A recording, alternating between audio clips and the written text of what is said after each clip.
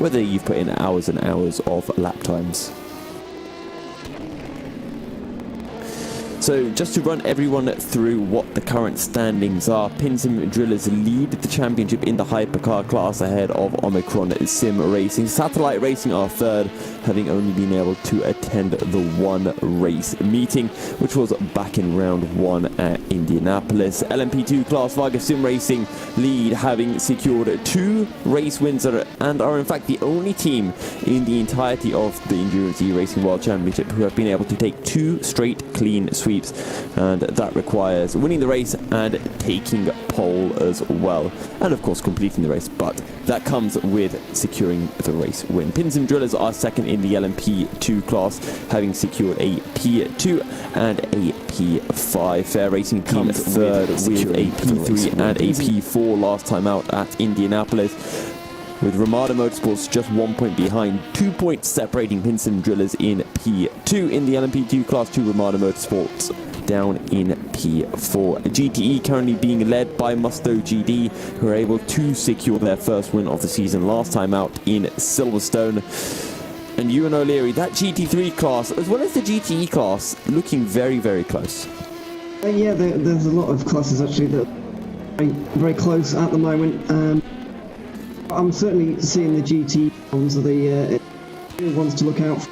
I think they're going to be the ones to watch out for. I mean, GTE last season was especially interesting. It came right down to Le Mans. I'm expecting a similar situation here this year.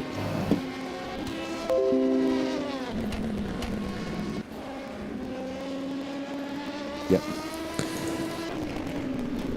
Yeah, in the GT3 classes, Unison Racing, who lead the championship almost by a whopping 20 points. It's currently 17 between themselves and Mugen Sim Racing, with Danish Racing League a further 6 points behind. One Move Esports in P4 with 27 points. But again, my eyes, and I don't know, maybe I shouldn't say this, but my eyes are firmly fixed on that GTE class. I think that's where we're going to be seeing the most entertainment, the most action on circuit, and in terms of the Lambo game for the championship. It's pretty much a joint biggest field alongside the LMP2 class, but when you think about how close the field is, it's a game of anyone can win a race, and I wouldn't be surprised, to be honest, if we got to the end of the championship and we had 6 different race winners by the time we complete round 6 at Le Mans all the way in October. But we'll have to wait a few months before we can get to that stage and we can start discussing about Le Mans, and we'll see if we've even had 5 different winners by that point. But we do have the 2 different winners, and the GTE class, the only class at the moment that has seen 2 different race winners. HM Engineering winning the opening race and Musto GD winning the second race. But I think the most interesting thing, and myself and Alex Goldschmidt, we discussed this in our mini podcast, I guess you could call it, was the fact HM Engineering, where were they going? Hotly missing engineering, I believe is the term we dubbed it for them. The 959 car were not present for round 2 of the championship, and I'm currently looking through the timing sheets and I didn't see them present here for round 3 either at the moment.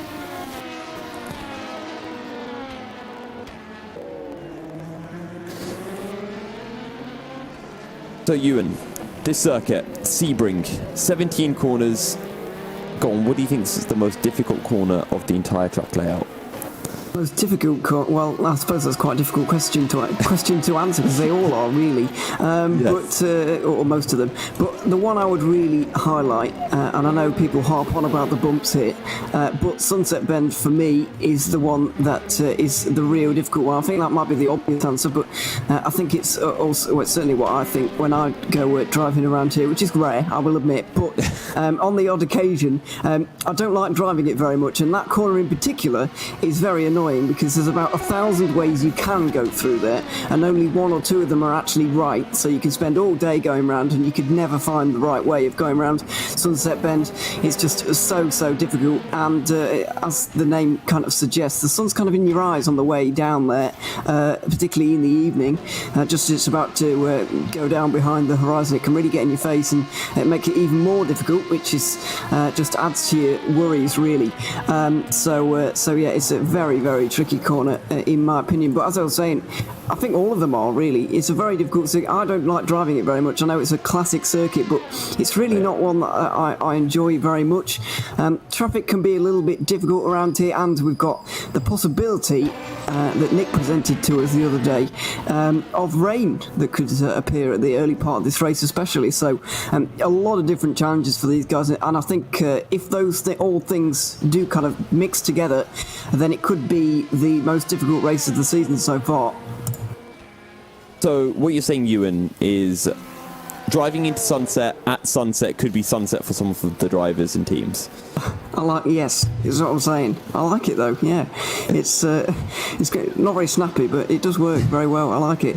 Yeah, really good. It's the walls are quite close there as well, which is one thing I didn't mention. I know it's tarmac runoff, but the walls are quite inviting, and I've already seen one car, actually one LMP2, end up in the wall down there. I know it's only practice, and people might be pushing a little bit hard, but yeah, it's a very tricky corner with walls ready to collect you if you get it a bit wrong. And you can see when you look at the circuit that it's a very old track. You can see, the tarmac's a little bit broken up in places, and the whole vibe is it's almost kind of Silverstone-esque, and it's very concreted around. Now, I'm looking at Dewey Toman at the moment in the 117 car, the Varga Sim Racing car that's leading the LMP2 field in the championship.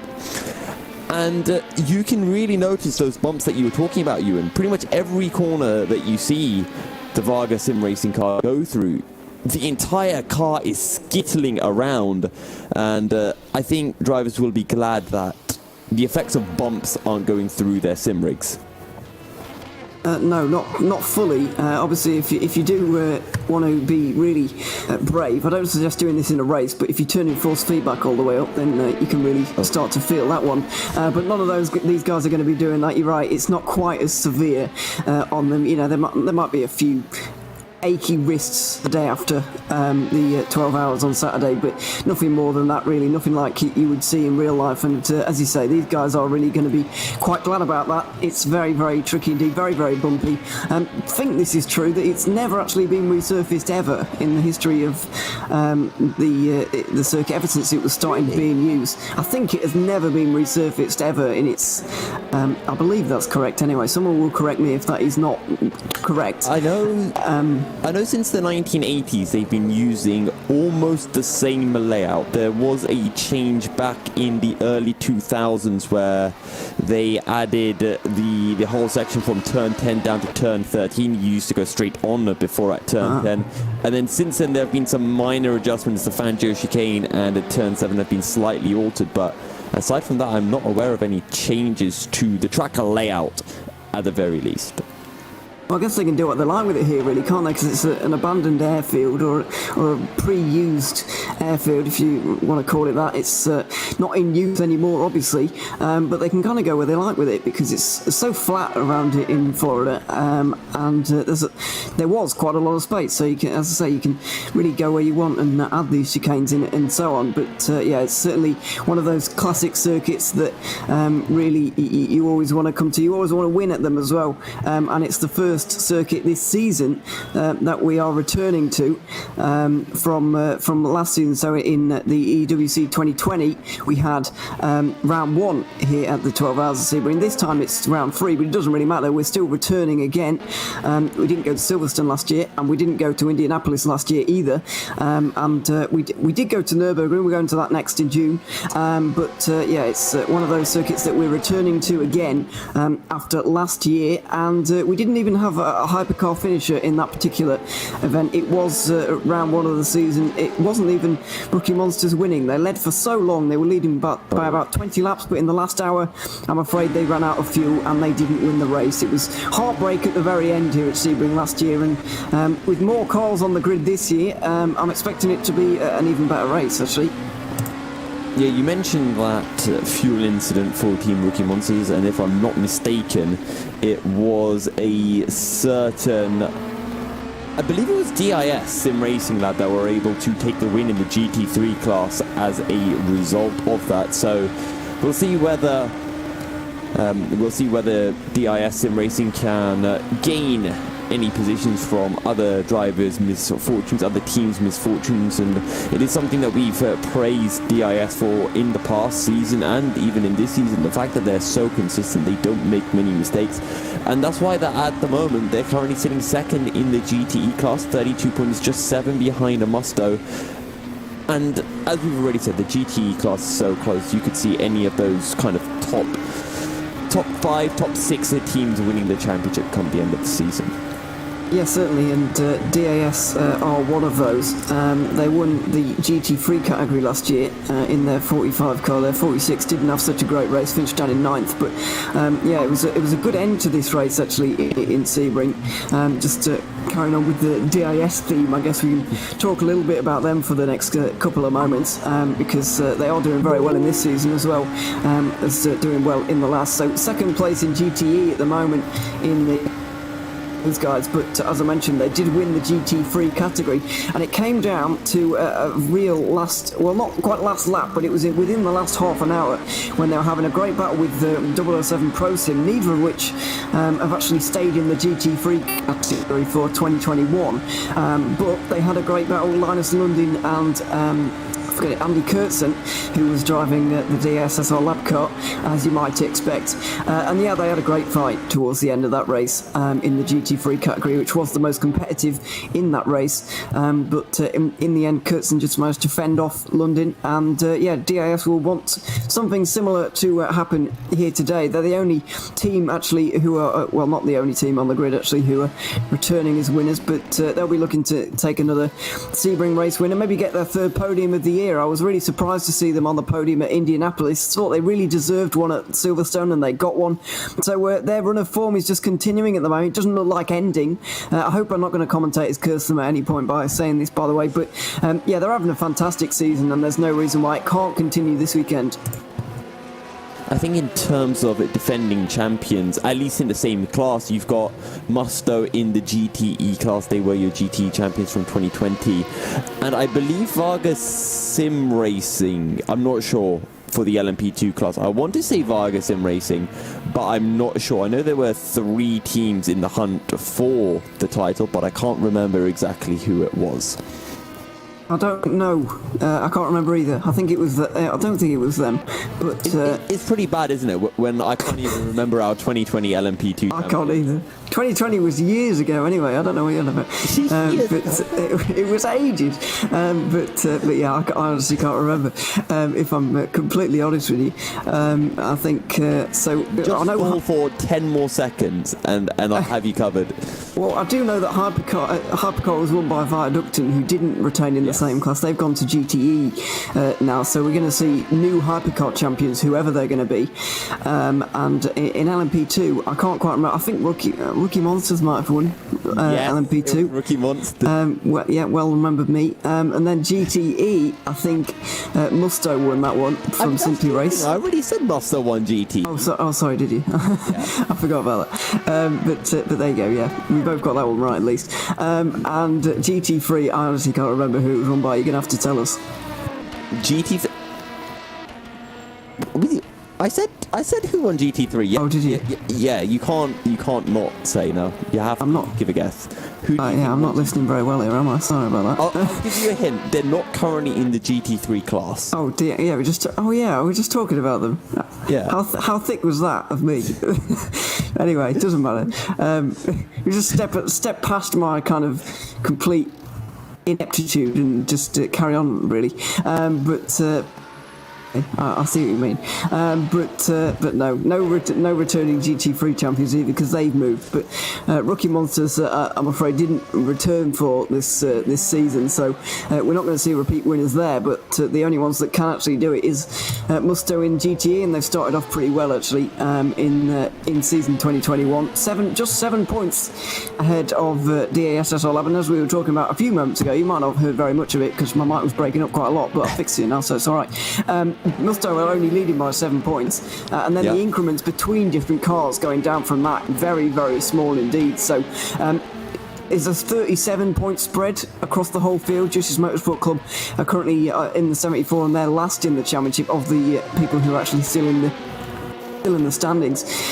So they're all involved, and with this amount of points on the table, I think it's at least 100 for the final 4 rounds of the season if you combine them all together. So every one of these guys have got a massive chance of still winning this, because it's just really, really close in GTE, and it's very unpredictable as well. I think it's something about 130, because it's double points for Le Mans, and then you have the bonus point for completing a race, as well as fastest lap. Pole. Pole.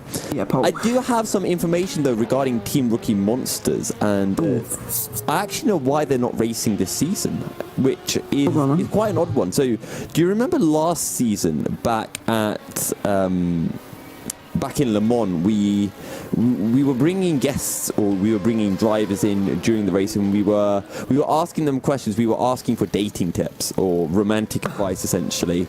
And rumor has it that apparently Team Rookie Monsters started using those dating tips, and apparently they all now have girlfriends and wives, and sadly they are currently engaged and are unable to attend racing. So hopefully we do get to see Team Rookie Monsters in the near future. They've managed to get engaged within like 5 months. Exactly. That wasn't very good advice, was it? The dating advice was. That's how good the dating advice was last year. Well, I can't say. I actually did catch it because we've got GTR 24H TV, which is on 24/7 these days. I randomly clicked on it one time because I saw it on Facebook once, and I heard that bit. It was on exact bit from Le Mans, yeah. So that's the only reason. I think I was in bed at that point, actually, sleeping. But no, I know you were here with Alex as well, and there was that going on, and I managed to pick up a little bit of it. You fell asleep to the sound. No, I didn't fall asleep to the sound of it. I was probably asleep before. That was the first one. No, I got myself out of that a little bit. No, I was probably asleep before, because me and Ossian went through the night on that one. I think from like 1 a.m. to whenever you woke up, and Alex woke up as well. We had the night shift on that one, so I was probably sleeping at strange times. But yeah, that's all to look forward to. A couple of 24-hour races to end off the season. Thoroughly looking forward to those, and staying up at silly times in the morning to watch these guys go around and plod along. But yeah, that's all to worry about in the future, really. But for now, still practice for these guys. Just an update on the actual standings in practice, because I know we've been talking about other things, but in practice at the moment, Varga Sim Racing, Marcel Chintik and Yuri Toman leading 1-2. They're about 2/10 apart. Sorry, not 2/10 apart, 200ths apart is roughly where they are. Diak Hackers have got the next 3 spaces, so it's all very sectioned out in between the drivers, and they're very close to each other, these drivers are. I wasn't expecting that, I have to say, the number 95 being so close. They've had a decent start to this season, although the results haven't really shown that for them. They've had a 7th and a 10th, which doesn't show the best results for them, but I've seen them have some great pace, and they're showing it once again here, so maybe they can challenge Varga, which is going to be very, very difficult to do at any circuit, never mind here this weekend. Yeah, and it's great to see that 3 of the 95 drivers are so close to each other within pace. Roland Surks, Norbert Jakob, and Martin Mergli currently separated by just over 0.2 of a second for their fastest lap. So this could hopefully be a return to form, or DAC Hackers really showing what they're capable of. They were able to get that, I believe it was a P7, I want to say, back in round 1 in Indianapolis, P10 in Silverstone. So if they could get a top 5 finish, that could really launch them up the championship standings. Yeah, it really could. It's very, very close behind Varga Sim Racing, but obviously they're stomping away with it at the moment, Varga, with the full 27 points from both of the first 2 rounds. So it's 26 points back to Drillers Esport in the 17, but really, DAC Hackers are only, or DAC Hackers are only 21 points off second, but they're way down in the lower parts of the top 10, so very, very close in that battle for second in LMP2. And obviously it's not over yet. Varga Sim Racing could have a bad day. They could DNF from one of the races, so you never know what's going to happen. And either way, the championship is not everything. If they were to get a race win from any one of these 4 rounds, from any one of the rounds in the season this year, then I think they'd be more than happy with that, no matter where they finish in the championship. out of curiosity, do we know what DEAC stands for? Because I'd imagine that DE could stand for German, and I could see A being Austrian, but I don't know what C is. Is it? Could be Switzerland. I don't know what the DAC stands for, but I believe they are mainly a Hungarian team from the top of my head. I haven't actually researched that. I don't know that for sure, so I don't want to give them a different. The driver name. Yeah, good idea. Roland Zooks. Oh, Bentz. Yes, Bentz to me is instantly a Hungarian name, from what I'm aware. We don't know really. We're just guessing. Well, I'm certainly guessing at this point. We'll have to. Well, I did look it up actually. I couldn't find out, so I don't know for sure. They'll have to come tell us at some point because they do come up for a chat every now and again, and you can do so, by the way, if you want to in practice. We'll be trying to grab a few people throughout practice throughout the next couple of hours while we're on the air. We'll get a chat with some of these guys, see how they're feeling going into this weekend. But if you want one and we haven't contacted you, then you can pop yourself in the green room in the GTR24H Discord. Sorry, not Discord. In the TeamSpeak, that's the word I was looking for, and you can get an interview, and it'd be nice to hear from you. Nice to hear from some of these guys about what's going on out there. But yeah, Diak is looking like from now on, or from the early showing that they're displaying to us right now, looking like the most likely candidates to challenge Varga Sim Racing, who are still 1 and 2 at the moment in this practice session with nearly half an hour gone. I also think, if I'm not mistaken, we were promised an interview by one of the GT3 class teams. It was either Danish Racing League or Mugen Sim Racing, I think. And I can't remember. I believe the deal was, if we can get a podium, we will do an interview for next time. And that condition was met. They were able to secure a podium. And I think I was either speaking to Zolt Trebek or might have been Sebastian Hove, I'm not sure. So we are owed an interview, so hopefully we can get one over the course of the evening. And I'm still just looking at the cars going round, specifically the LMP2 cars, and watching them go through Sunset Bend with the entire car just shaking as if it's literally on a roller coaster as it makes its way through the final corner. Yeah, it looks like it's about to fall apart, really, with the way it's just bumping massively over the curb, or not even over the curb, sorry, but over the bumps around here. But yeah, it's really severe on these cars. They're really stiff suspension, obviously, which helps. You don't want the car floating around everywhere else, because if you make it comfortable on the bumps, then it's just going to be awful in the corners. So you don't want to do that. But you might soften it up a little bit here, I guess, because if it's so stiff, it's just going to bounce completely into the air, and you're not going to be able to go anywhere forwards, sideways, or anything in between. So you might make it a little bit softer, maybe, but no, it's really, really difficult to deal with. It's basically up to the driver to pick the right line to get the least amount of bump through. I know it's difficult, really, but you've just got to try and avoid them as much as possible, and just get there as much as you can. But the LMP2s particularly look quite bouncy up there, because especially stiff suspension. Prototype's not made for that, really, going over bumps like that. So yeah, it's not surprising to see them go over the bumps, but it is equally shocking every time we do see them having such trouble. For those technically advanced, I can say, there is this thing that exists called fast and slow rebound on a car. And I'll be honest, I don't really know what they do. All I know is that when the car goes bumpy, the fast and slow rebound makes the tyres not go bumpy, and it stays on the track, and it gives more grip. I'm sure Peter and Alex, when they can give us more information at some point later in the broadcast. This is the insight we came for.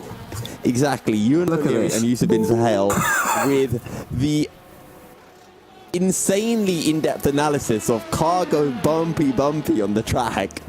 We know everything. No, we don't.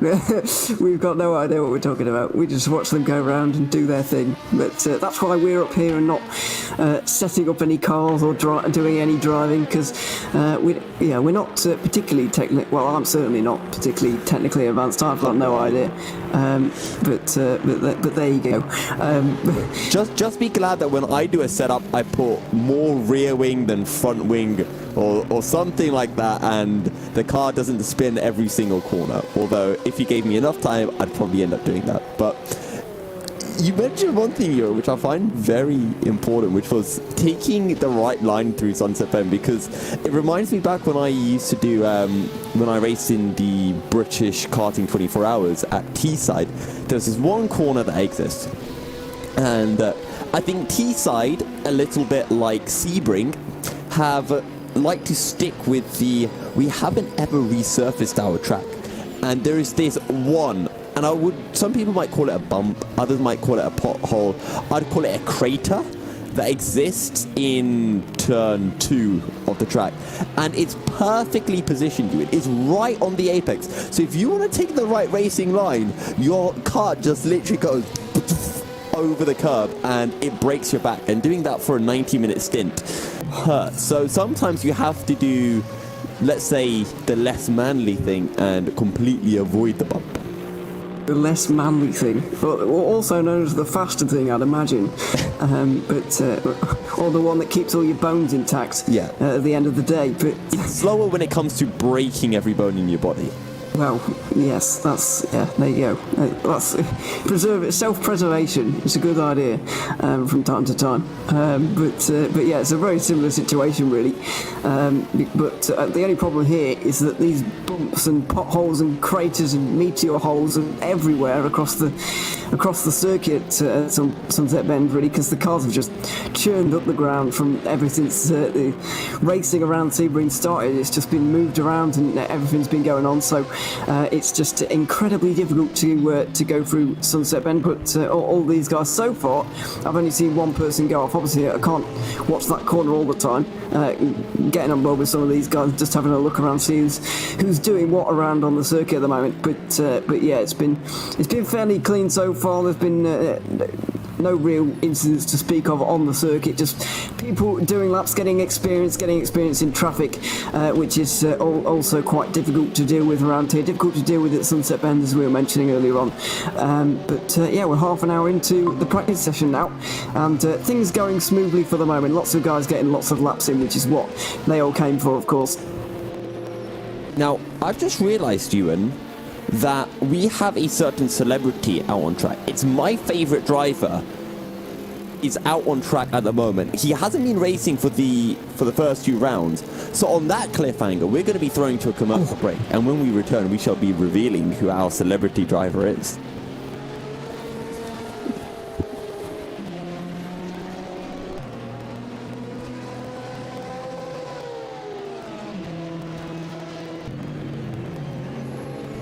The 2021 Endurance E-Racing World Championship Round 3, 12 Hours of Sebring is brought to you in partnership with ESTV, Leap Gaming, SimLab, Motorvision.tv, Global Flix, Racing for Green, Viper Gaming, and AMD Ryzen Radeon.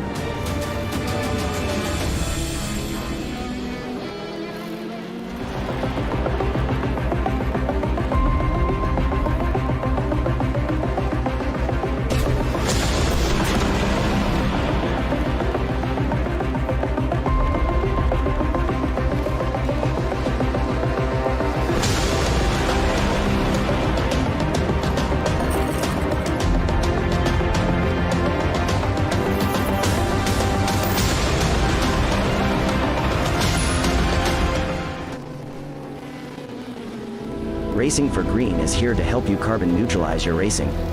By planting new trees, Racing for Green offers to make your racing carbon neutral. We already have the calculations, contacts, infrastructure, deals and solutions ready for you to easily buy carbon neutral laps on any racetrack. It doesn't matter if you are a racing fan, team owner, driver, sponsor or partner. Anyone can buy CO2 neutral laps in the Racing for Green webshop and trade CO2 emissions for New Forest. Racing for Green.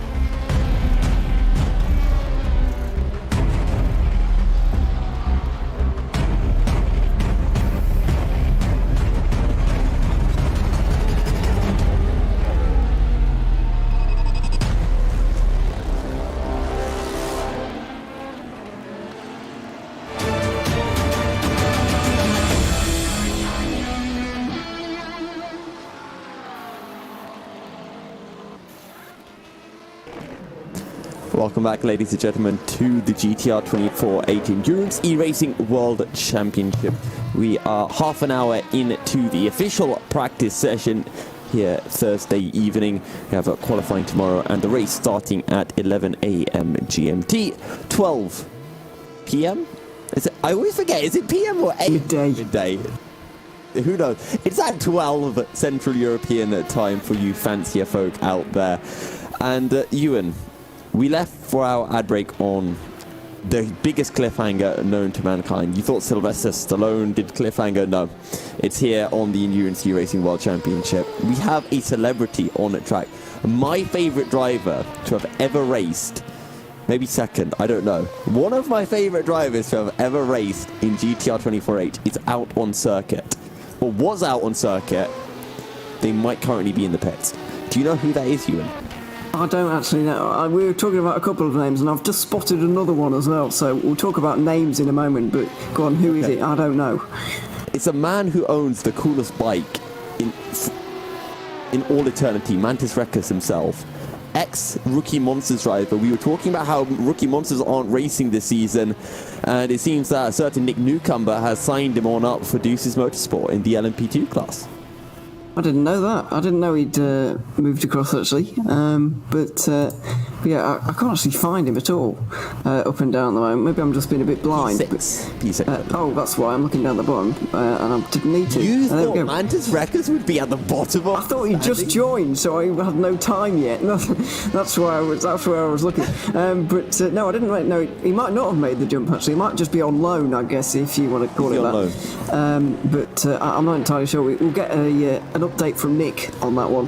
Whether he's like football, where he's on loan and he gets paid a bonus per fast slap he sets during a race.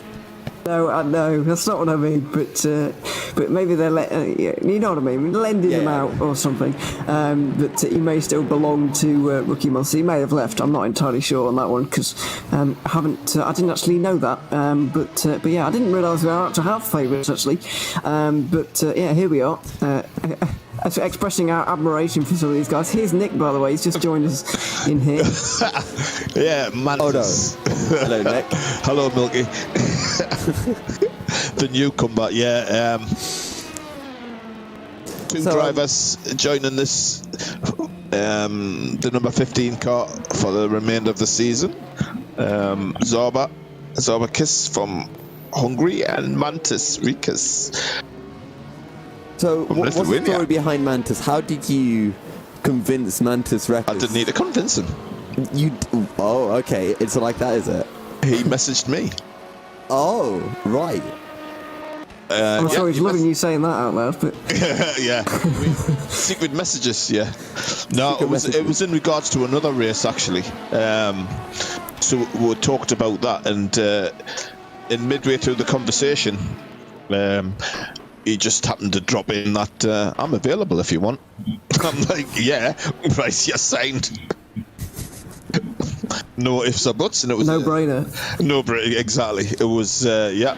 If I'd been drinking a cup of tea, I think it would have just sprayed all over the wall when I said I'm available. I was like, yeah. So yeah, he signed up. So who's the poor soul that's losing their driving hours then at Mantis Rekkers jobs? Okay, because that was the idea.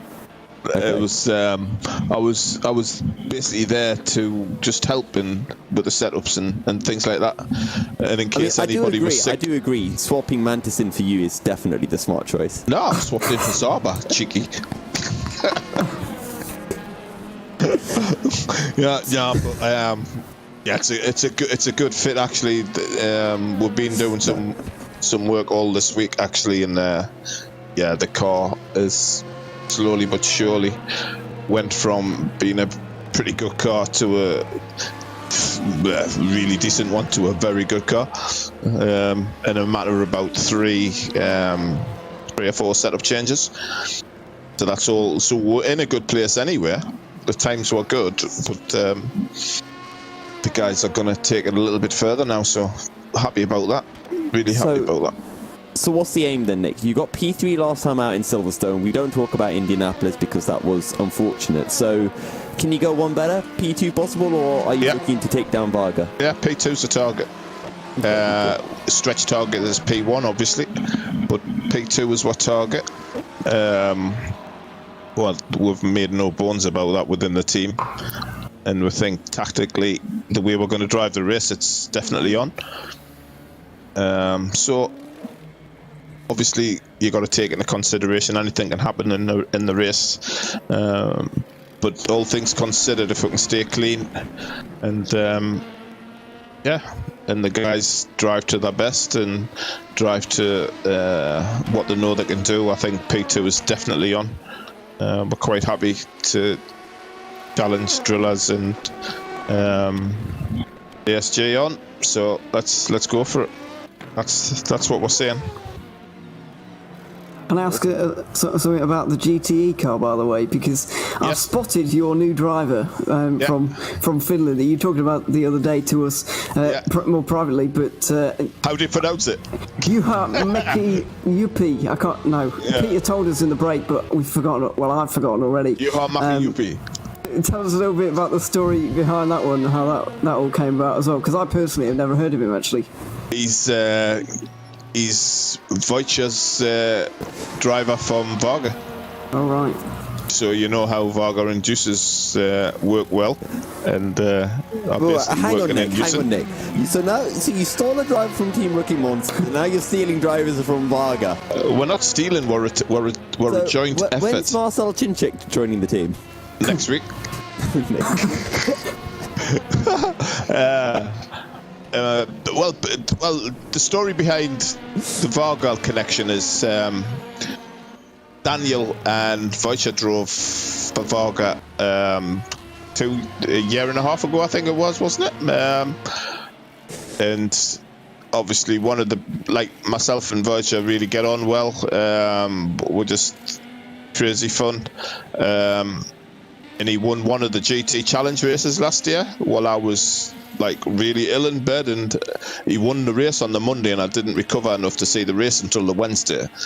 And he's messaged and dedicated it to me and everything. It was pretty emotional, but he's a great driver, great friend, and obviously behind when he wasn't driving for Juices, he was part of the Varga setup. And obviously they entered other leagues, and so he joined the number 69 car, the Varga Porsche 911, and we'll work hand in glove basically. And a couple of weeks back, Wojciech qualified first in the 911, Adam qualified second in the 911. Wojciech won in the 911 and Adam finished second. So it was a Varga 1-2 in qualifying and a Varga 1-2 in the race. So that's how it is. It's like a joint effort basically. So I do want to ask as well, Nick. Yeah. We're looking at the track, specifically the LMP2 cards, and it looks very, very bumpy out there. It is. Can you feel it? Yes. How much can you feel? Obviously not as much as some people who are in motion rigs, but you can feel it through the wheel. I've got a TS XW, which is, I've got it running quite high, and it certainly throws the wheel left and right. So you've got to really grip going through, obviously turn 1, but especially turn 17 in Sunset. And there's a certain bump if you try and be greedy on the entry, you'll slide out slightly, and there's a bump right in the middle of the turn, right on the apex, and it'll just throw you. It'll just hit your wheel. Doesn't matter how soft or whatever you've got there set up. It'll just throw your car, and you'll go sideways into the bottom wall. So your entry's got to be really good. I'll be surprised if you don't see that happen tonight. These guys are really pushing. I'll be very surprised. But if you enter the corner correctly, it'll be bumpy, but it'll be manageable, and you can really power out, and that's where the time's gained. Obviously, you can gain it throughout the track, but I think turn 1, turn 17, I think the hard braking corners, if you can get them right and get a good exit, that's how you build the lap up, obviously. But it's going to be a difficult race, difficult qualifying session. It's going to be great to watch, I think. I think it's going to be fantastic to watch, but you can see some of the differences in the setups from guys. Some cars are a little softer, some cars are a little stiffer on the front, but it's balancing. Obviously, if you're too hard on the rear, you'll probably spin out because the rear just won't be able to answer what the front's asking it to do as you turn in. I mean, on that note, is something that I wanted to ask, which is, are the bumps only in the final corner in turn 1, or is it scattered around the track? And on top of that, how much have you had to compromise your setup in terms of how stiff your suspension is? If you look at the hairpin, you'll see, because of the way the braking is, and obviously in real life it's wearing out the road surface as you go in. And one of the main things with the track is that the concrete slabs that made up the runways have not been replaced. It's natural. I think there'd be an absolute uproar locally if and in the race paddocks if they did replace or relay any parts of the track, and that's what makes it unique, because the bumps have been formed over the years of racing, and I think that's what makes it so special. And especially the fan groups that turn up at turn 10, they're famous. It's one of the great spectacles when the 1,000 miles of Sebring's on. But the bumps are all over the track. Some are worse. Obviously, the worst ones are in the braking zone, simply because of the pressure put on that part of the track from all the cars coming to whatever mile an hour or kilometers an hour down to the corner speed. So you'll see it all the way through the race. The cars will just be jumping and bumping. Even on the front stretch, you can see the front ends going, and the car's never stable. If you relax your hand grip on the wheel, you will go. Simple as that. You will go. Well, Nick, we hope that the Deuces Motorsport cars can survive as well as the Sebring International Circuit has over the years, and best of luck in practice and for the whole race weekend. Yep, thank you very much, and have a good one, guys. I'll see how the boys are doing. Cheers now. Bye. I see you and the newcomer in as high spirits as ever. Yeah, absolutely. He always seems to be. Anyway, and clearly feeling very positive about his team's chances for this weekend. They've got two very good cars. Obviously, we saw. I hesitate to call, but I think it might be worth calling it a masterclass in defending from Toon Lauer, if you remember from the final hour of the race 1 month ago in Silverstone. He was holding off a number of really very, very good drivers and very good teams towards the end of that race. And for someone who's so young, I think he's 16 years old, 15 years old, something like that, really not very old at all, and really held up to the challenge extremely well, like he'd been doing it for 10, 20 years, really. So, really good drive from him late on last week, but they're hoping to get their GT car back on track, I think, really, at this point, because they've not had a good year with it. They didn't even appear at the Silverstone race because they didn't have enough people to cover the car, but Indianapolis didn't go well for them either, so they've only actually got 2 points from the season so far, and they're going to look to try and get their season back on track a little bit here at Sebring, and they've got all of the right drivers, they've got the right team set up, they've got the right everything really to make that happen, I think. Yeah, we saw some incredible last-hour defences back at Silverstone last month, and who knows if we'll see more of the same here at Sebring. To be honest, I'd expect so, but then again, this is one of the trickiest circuits, if not the trickiest circuit on the calendar. So it's a case of, I think any kind of differences in skill kind of get extended. But we were talking to Nick Newcomb, and we were talking about how he stole drivers from Team Rookie Monsters, and I don't think there's anyone better than to answer those claims than the man from Team Rookie Monsters himself, which is Mr. Simon Marshall. Simon, welcome to the interview room. We were just talking to Nick and about how he stole Mantis Wreckers from Team Rookie Monsters. Do you have anything you want to say about this entire topic? Hello guys. No, I was just listening into the stream and I thought I'd come and say hello, see how you guys are getting on. And I kind of took the bait a little bit. I just thought I'd, just explain the situation a little bit more from my point of view as well. So, with regards then to Matt, actually, just in regards to generally, how come we aren't seeing Team Rookie Monsters racing this season? Because I'm sure it's not as we joked about on stream with regards to all of you taking the dating advice from Le Mans. Well, Le Mans wasn't the best race for us. I think we finished P11, and I think, but we still managed to, with that really poor result, we still managed to kind of win the season overall. And it's a really big commitment doing, I think it's 6, at the time it was planned for 6 24-hour races, and I think everyone's just exhausted. Maximum respect to all these competitors, because it's not just the 24-hour races, it's the practice, the all the setup work that goes into it. And I just think at the point I asked, everyone was too exhausted to, after their last season, to go again, I think once the season's now started, there's been a couple of drivers who are looking for seats, so could I have maybe scraped a car together? Possibly, but at the time I asked, everyone was like, no way, Jose. So yeah, no problem with other drivers going to drive for other teams. It's good to see them being a part and wanting to be a part of GTR 24. It's good to have them here. Actually, I'm glad that you are lending out drivers to different teams. So you mentioned that you get a bit of interest bubbling up with people searching around for different drives and so on. So is there an outside possibility that we could see Rookie Monsters return maybe this season, maybe next, or some point in the future, maybe?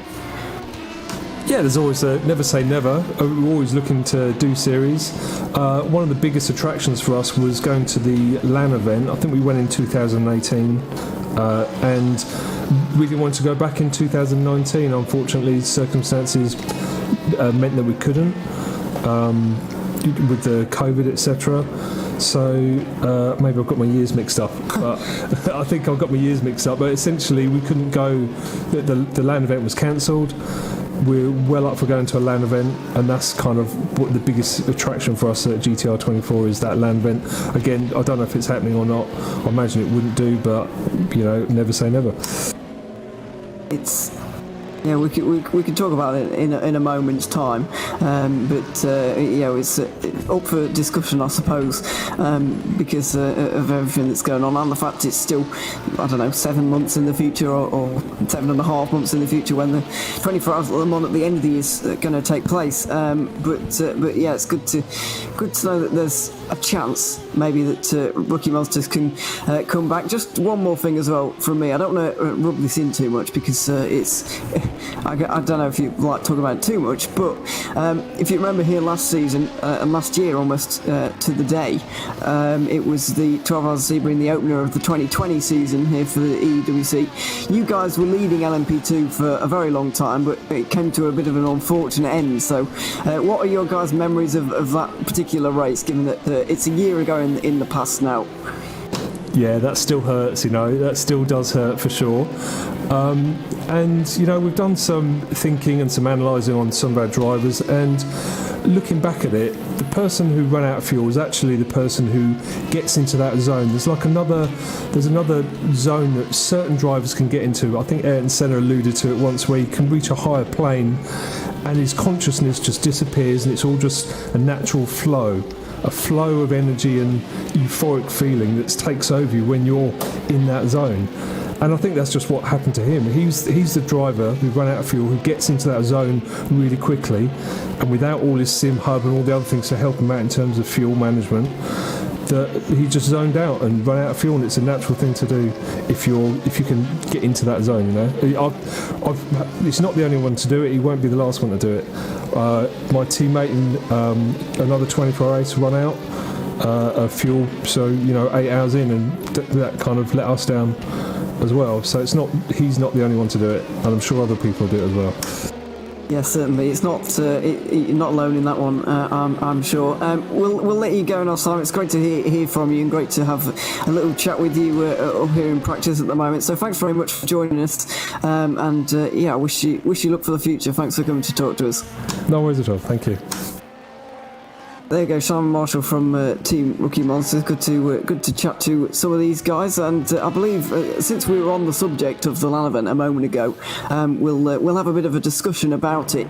Since we're in practice, got a bit of time, so we'll do it. I believe Peter's now going to be heard by the world, and so he can come on and talk a little bit about it, because he knows more than me or any of us do really about this particular situation. So Peter, what can you tell us about that particular event?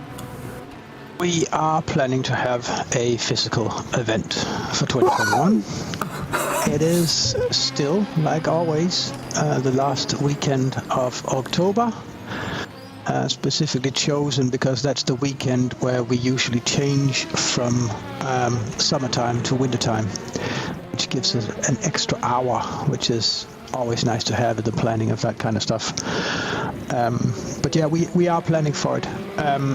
There's several things not directly related to the entire COVID situation that's in the way right now.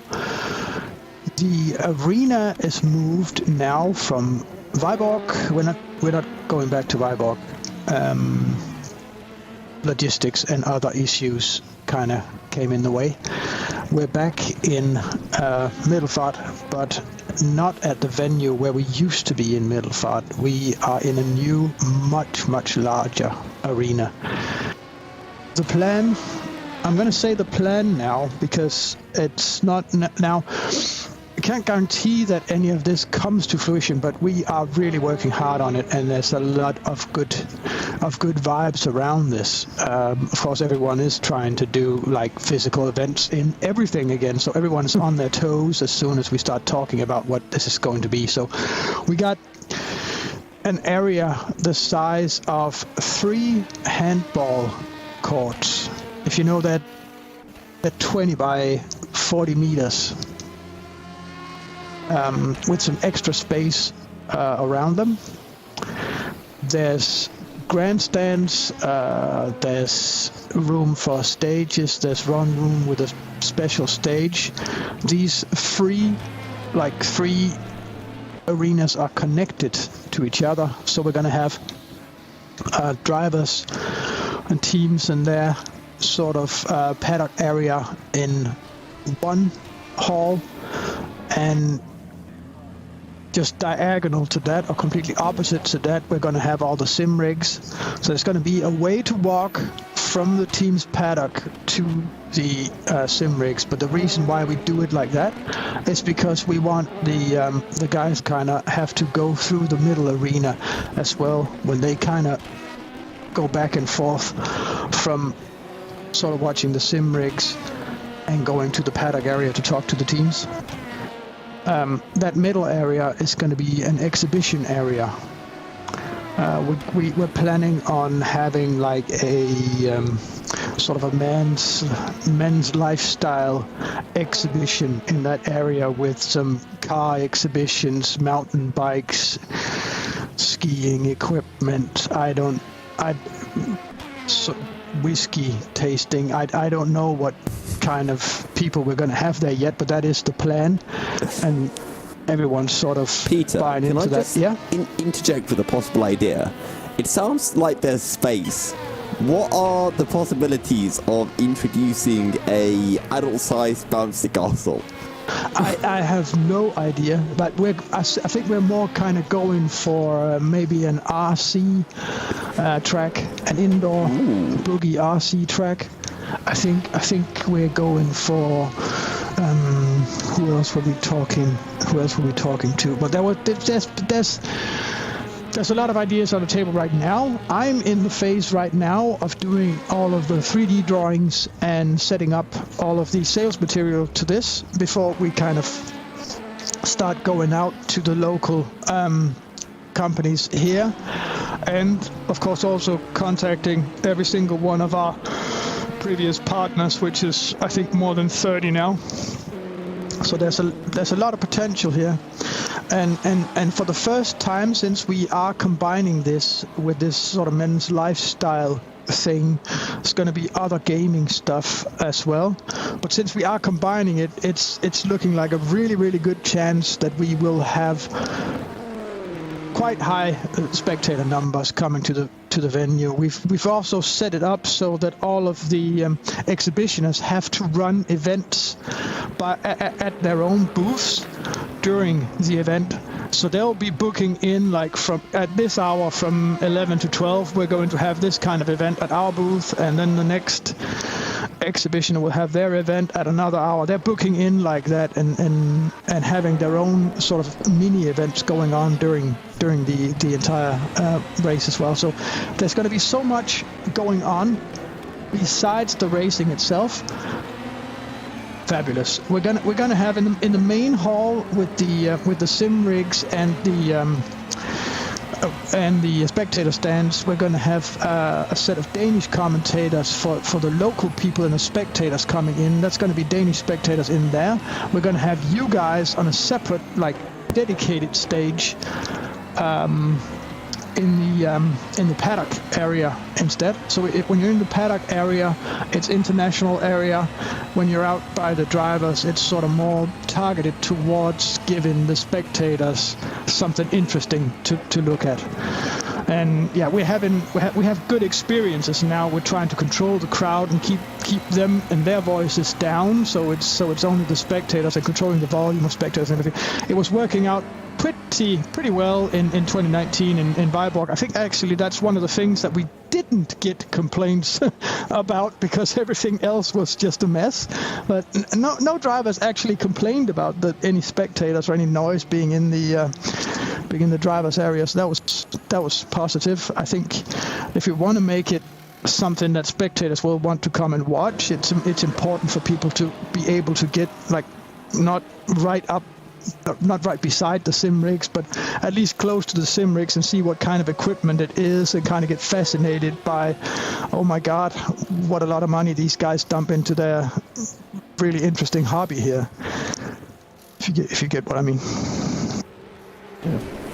However, I think a little bit like Simon Marshall mentioned, we in the production room, we've kind of entered that new plane, that phase where we've just got so fascinated, so hooked up by the prospect of the LAN event in October that we've almost forgotten that we had an ad break. So, without further ado, we're going to throw to said ad break before jumping into the second of the 3 hours of official practice here for round 3 of the Endurance E-Racing Championship at Sebring.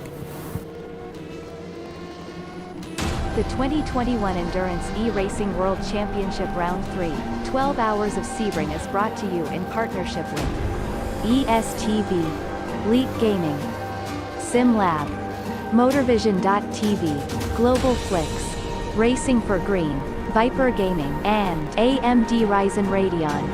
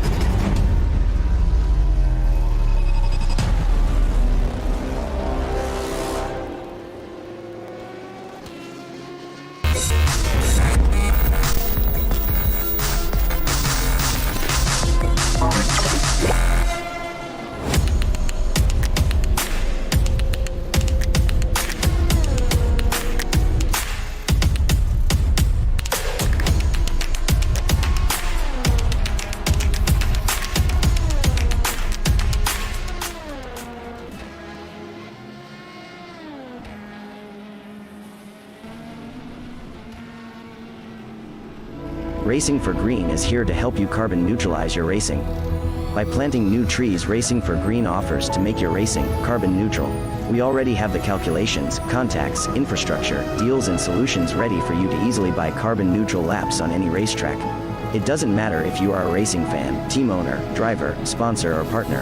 Anyone can buy CO2 neutral laps in the Racing for Green webshop and trade CO2 emissions for New Forest. Racing for Green.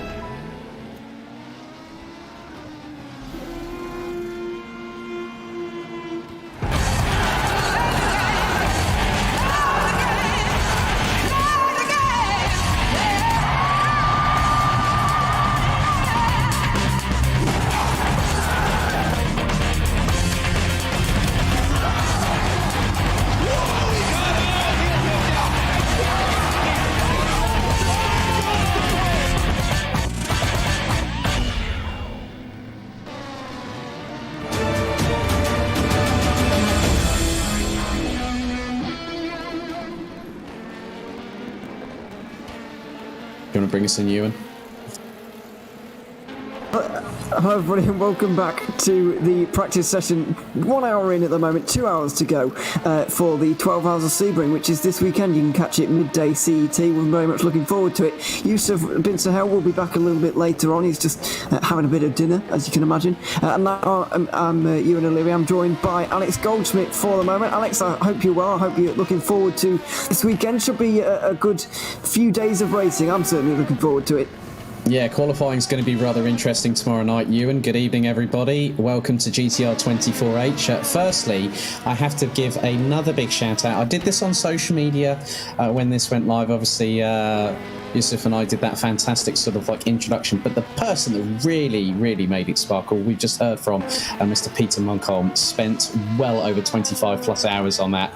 But we have to give him credit. It was absolutely brilliant. But yeah, Sebring, here with the Florida sunshine, a very tricky circuit. And I do have to say something here. I spotted this when I actually watched this, the sort of like the 32-minute sort of introduction of when Yusuf said, well, what didn't we see at Silverstone and what can we expect at Sebring? Well, funny enough, there was a camera on one of the practice sessions overlooking the entirety of Sunset Bend and coming through Sunset Bend, spinning around, going through the corner. And as I say the words, you'll end up in the barriers. It was the 67 Volante Aston Martin. But yeah, a fantastic circuit, 3.7 miles, just over 5.95 kilometres, steeped in motorsport tradition. Yeah, I've been looking forward to this one. Back stateside, but yeah, it's got so much character. And when you, we're going to bring a bit of technical insight from my perspective, having been in the automotive industry for 20 plus years. When you have a car that has very low profile tyres and you've got very stiff suspension, the biggest thing is that the suspension travel and the way that the tyre compressors goes over the bumps is if there's less tyre profile and there's less sort of rebound on the shock absorbers, the first thing that you're going to do is every single bone in your body is going to be shaking like a skeleton. So if you're in a GT3 or a GTE car, things are going to be a little bit more comfortable on the force feedback. I'm so glad you're here to and actually know that, Alex, because I have not got a clue, honestly. And Yusuf said he didn't have much more of an idea than me. So, yeah, I'm very glad you do know these things because it's very important around here at Sebring. As we've mentioned throughout the day, the bumps are the main feature, really, and that's why we've been talking about them, or I was talking about them a little bit earlier on with Yusuf, of course. But he said the sunshine of Florida a little bit earlier on. But I would put an asterisk next to that a little bit because we did receive a weather forecast yesterday and it didn't look particularly beach weather, I have to say. Around noon, around 2 p.m, about 2 hours into the race, it was forecast to rain, but obviously that was about nearly a week prior to the actual event happening, so it might change by then. But Florida this time of year, I guess it's cold, rainy season. It's not I don't know, I wouldn't really call it that quite, but you do get these kind of freak rainstorms sometimes that are really quite heavy, and you see in the Sebring 12 hours, which is not a dissimilar time to this in terms of the time of year, it rains, I would say, maybe once every 2 or 3 years, really, certainly in the last few years anyway. So we could see some rain this weekend, and we could see sunshine all in the same race. That's the kind of weather conditions that we're expecting. It changes all very quickly. It always does. Every single racetrack I think that we've got on this calendar has its own weather microclimate, and when it rains, the heavens do quite literally open, and that can cause, as there's been a big off for Unison Racing coming out of the exit of Sunset Bend, and behind the wheel of that car at the moment is Alexei Maizin, who's just gone into the pits. I've actually seen it where, and following them is actually, funnily enough, the number 41 Mugen Sim Racing McLaren 650 that we had, was on the verge of victory at Indianapolis a couple of months ago, and then the double downshift happened. The less said about that to that team, the better at this particular moment. But yeah, every single track, you have to factor in weather. You can't. I mean, the thing is here on GTR 24H, we have to keep it as real as possible. If there is a possibility of rain, we saw that in the qualifying session at Silverstone in the night time, if memory serves me correctly, Ewan. So the rain can come at any time, but the other thing is that if you get the reverse of that with the hot climate, as that was definitely straight on for the Mugen Sim Racing car I've just seen there, going into one of the faster parts of the circuit, the biggest thing that they'll have to worry about is, again, coolant temperatures. Higher temperatures, incredibly crucial, because with the different types of surface variation, where bits have been resurfaced, you'll have all the bumps, the undulation. Also, when you're going heavily into the braking zone, now we'll have a look at the Unison Racing 717 GT3 crew, the leading Aston Martin, which has a BOP change, courtesy of Studio 397. The whole of the GT3 field have had BOP changes, and you can just see by going down, I think that is down in towards Bishop Bend possibly, that the amount of undulation, you can literally see the way that the shock absorbers on that Aston Martin are just trying to they're having an extra bit of compression, and the driver's trying to keep it under control. But then you throw it into Sunset Bend, and you've got to, as I said in the preview, you've got to have a bit of cojones to get through this track, and that was a lot neater that time for Alexei on this particular occasion. But there is so many variables here at Sebring, and you look at the people that have won this race before, the manufacturers like Porsche, Ferrari, Jaguar, amongst others. So there's so much history. There was definitely one LMP car that was just decided to have a moment trying to get out from behind the wall here at the pit lane. A very different pit lane to whatever we see here. And for anyone that's ever watched the IMSA WeatherTech Sports Car Challenge, the funny thing is at Sebring, the minute they say the words behind the wall, that spells disaster for a team, and that could be the same thing here. Yeah, it certainly could have. Behind the wall, referring to if you don't know, but I presume most of the people watching this do, but I'll explain it anyway. It's because on these American circuits, it's not really like one of the European ones where you've got the garage in front of your pit bay where you stop and service the car normally. It is a wall, hence behind the wall. So the garages are behind the wall. You have to go in, like behind a little inlet, which you just saw there. And I've seen a number of cars actually hit on their way out of the garages, hit the little posts or the wall either side of the opening to get out onto the real pit lane and then out onto the circuit. So if you go into the garage or going behind the wall, as you say, it does spell trouble, because you don't tend to make up laps and laps around these particular races, because the field's so close. It's very, very difficult to get that kind of thing. But we were talking about GT3 a little bit earlier on, and we were just mentioning it there.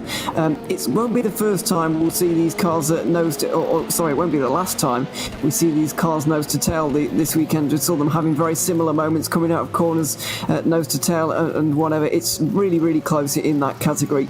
And even though Unison Racing did win, or have won, both of the opening 2 rounds of this season at Indianapolis and Silverstone, that doesn't really tell the whole story. It's been very, very close so far. We've got Mugen Sim Racing involved, Danish Racing League, One Move Esport even got a podium last time out at Silverstone, Glam Racing 2 4th places. So I reckon all 5 of those cars really have got a shot at winning, maybe not just this race, but even the championship as well. I think so. I mean, Glam Racing is probably the outside bet here. Yeah. We've spoken to Callum Wilson quite a few times, amongst others. So I think they've had a lot of bad luck. Let's be honest with Glam Racing. They've, we got Henry Collar, Lee Russell, and Callum Wilson, just some of the drivers there. It's difficult to sort of like really pick a winner because we're only 1/3 of our way. We're in the first half of that second third of the season, and it's only when we get to the Nürburgring. I think it's the 24th to the 26th of June, which, and then we got the 24-hour one-off invitational for the Nürburgring Nordschleife. And I still remember when you and Ossi and Puhaka were doing the graveyard stint, we had that fantastic battle for about, the best part of 2.5 to 3 hours. I remember when Nick signed me up to do the EEWC this year, he said, just watch this. And I literally, I'll be honest, Nick, I didn't watch the whole 3 hours because I think it was like about midnight when I started watching it. The first half an hour, oh my God, I was just like this. I went, that's what you call a 24-hour race. But you and Yusuf asked a question. I think I might have the answer. Now, there is one GTE car not here tonight, HM Engineering in the Callaway Corvette C7R. Well, funnily enough, the R-Factor 2 GT Pro Series gets underway next week. One of the drivers, well, actually, 2 of the drivers running under the HM Engineering stable. And one of them, which Yusuf likened this driver to have a pretty cool American-sounding racing name. Ferris Stanley is on that grid. So that could be part of the puzzle, if I'm honest with you. I don't know what the completing parts of said puzzle would be, as the 67 Volantes just had a major off. It's good to get these mistakes out of the way now, wouldn't you say, Ewan? Well, yeah, it certainly matters less at this point. Obviously, it's just practice at the moment. It's not really like real life either, where if you do throw the car off in a big way, like we saw actually in the break, we were talking about a big off for somebody at turn 1, which really is a big off, and we'll talk about that as we go along as well in a moment. But really, it doesn't matter too much. You just reset to the pit lane again and just go again. So just getting the mistakes out of the way now is kind of a good thing, and it's good to learn to make these mistakes, to try and do it better for the race, especially when it comes to incidents in traffic. I'm expecting to see a couple. I haven't actually spotted any so far, which is quite rare, I must say. Not because of the standard of driving, but it's because of people just feeling their way around, trying to figure out where you can pass cars.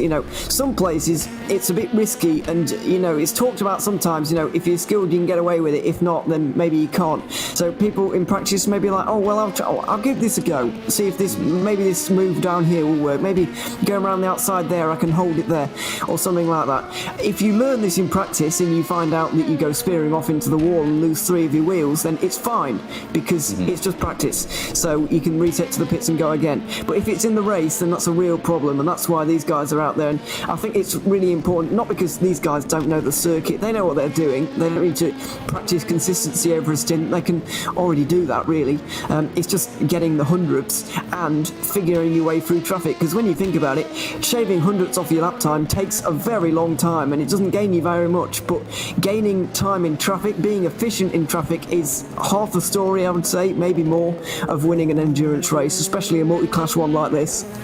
Yeah, very true, you, and especially when the biggest compromise you have to make is the setup, and that's for every single driver. They'll have to make that, have that sort of, so if it's a 3 or a 4 driver crew, you've got to compensate for everybody. And someone might not like this particular handling characteristic, they might favour another driver, so they'll offset the bias accordingly. Funnily enough, I've just had a Pinterest link sent to me saying about the big rain deluge in 1965. And apparently in 90 minutes, they had 5 inches of rain.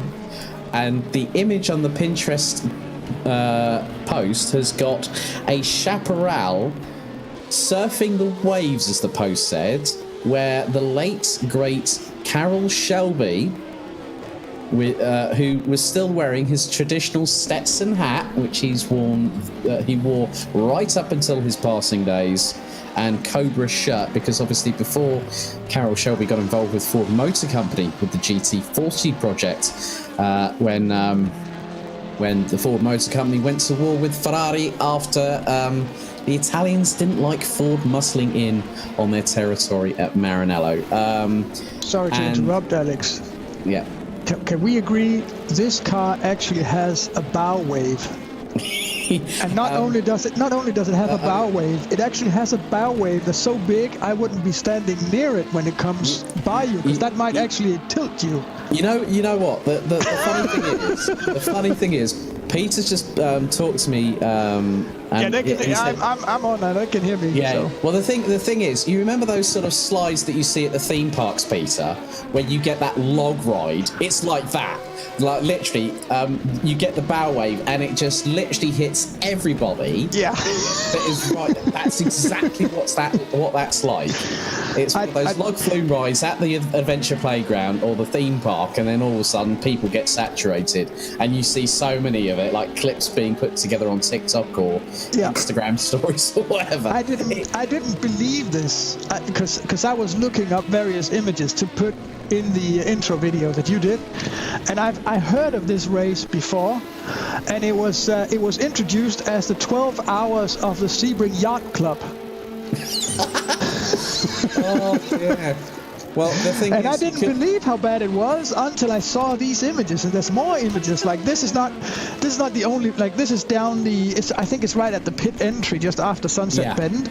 Yeah. And it's not only there; it's the entire track at this level, at this depth of water. It's a lake, basically. All you need is a canoe and some paddles, Peter, and you'd be well away there. Well, we digress, but I think you and that can just show how quickly the weather can change. We've already talked about the weather, but yeah, I mean, to be honest with you, I think that we've got an opportunity for having another great 12-hour race here, but then the real hard work starts after. What is effectively going to be a 3 and a bit month break, and these drivers will be looking at every single way. I talked about compromising the setup, and then they're going to have to start getting ready for the second half of the season, the business end of the 2021 EEWC season here on GTR 24H, and it's so difficult to sort of like call a winner to that for this weekend when we go lights out at 12 o'clock Central European time on Saturday. Yeah, it's very difficult to call a winner for any of these classes, really. We're going to have to at some point, I guess, make our predictions. But at some point throughout practice. But you say we're nearly halfway through the season. It seems a little bit strange to be saying that. We're in the first weekend of March, and we're halfway through the season. It's quite remarkable. Not in terms of hours, by the way, in terms of rounds. So this is round 3 of 6. We've still got 3 more rounds to go, but 2 of those are 24-hour races. So when we finish the Nürburgring next time out, we will be halfway in terms of hours. But in terms of the rounds, this is halfway at the end of, the first week of March, which is quite strange to think about, really, because this time last year we hadn't had a single round of the EEWC just yet. This was the race. The Sebring 12 hours was the opener for 2020, and we've already had 24 hours of racing for these guys to get their teeth into. But that's the whole kind of idea of the calendar here at the EEWC for this season, is to get people racing early, because not just endurance racing, but any series of any kind of note really is racing this early. It was the second week of January and we had our first race in Indianapolis, but people say in real life, obviously, there's a bit of a winter break and whatever. And in sim racing, we sort of follow the mould a little bit too strictly at times. We tend to follow real world a little bit too closely sometimes. So, kind of ripping up the rule book a little bit with this one, and just going in straight away the 2nd of January. It's not like there's much else to do. But yeah, I mean, it's great to have so many rounds so early, and I'm glad about that, really. But it's been wonderfully unpredictable so far, and that's what you want, really. You don't want somebody running away all the time. I guess in LMP2, there has been Varga Sim Racing have won the first 2 races in that category, and Drillers Esports have won the first 2 in Hypercar as well. But the 2 GT categories, have been really interesting so far, and even in LMP2, I think Drillers Esports are capable of getting near Varga. Maybe that's just me being a little bit hopeful, but no, I really think they can. I really think they can go for it, Drillers. I think there is every possibility. The thing is that if Varga go into the final round at Le Mans in late October, and Drillers Pinsim Esports are in striking distance, there is every possibility. And this is one of the things I always like to say. It could be Varga Sim Racing's title to lose, because if you have a double points round at the end of the season, that makes things that little bit more interesting, and all that Drillers need to do is keep it consistent. Keep having those top 3 finishes, even if it's not a victory, because they'll be there. They'll be there, and then it will be that sort of that, you know, the mental games at Le Mans will truly start then, and that's what's really, really something that I'm looking forward to with great anticipation, because you want a title to go down to the wire. You don't want people getting to like within a round of the championship still to go. You want it to go to the wire. You want them to fight and claw back every inch for, you know, every single point is well earned. And the biggest thing is that these race completion bonus points are going to be ultra helpful as well, because that could make the difference. Yeah, just it kind of entices you to finish the race, really, because, you know, when you're down it, particularly like in the classes like LMP2 and GTE, where there are actually more cars than points available, in terms of if you finish the race, you could end up with no points for actually finishing, and you know, that's not very motivating. If you've had a particularly bad race, say you've had a crash in the 2nd hour or something, there's not much encouragement to carry on, and I know it's only 1 point, but we keep saying it could be crucial at the end, and it just keep people hoping, it keeps people in the race, and then when you just racing for that 1 point, you might have a couple of guys in front of you have a bit of an issue themselves, and then you pick up couple more places, and you've got a couple more points as well. So you never know. It just gives people a real incentive to just soldier on in these races, and I think it's a good idea, even though I don't think it's worth any more than that 1 point that it's given, but I think it is a good idea, and as you say, they could be important. So far there aren't many zeros in that completed race column, if I'm honest. In GT3 we've had every single car finish every single race. In LMP2 only 1 car has not finished for each race, and it was the same one, unfortunately, but you know, we're seeing a lot of these guys get to the end. I think it might be a little bit partially down to the fact that you just get a bonus point, and that is a good thing. Yeah, I think that just gives the teams and the drivers a bit more impetus to push that a little bit harder, but not in terms of the mechanical sympathy of the cars that they're driving, because we all know that technical issues can happen, and it's not just from the cars actually out on the circuit. With the amount of equipment that people are using when it comes to the rigs, the steering wheel, the force feedback. There's so much equipment that's used in sim racing these days. I mean, when I started commentating on sim racing back in May of last year, I was completely green when it came to understanding how much equipment you actually need.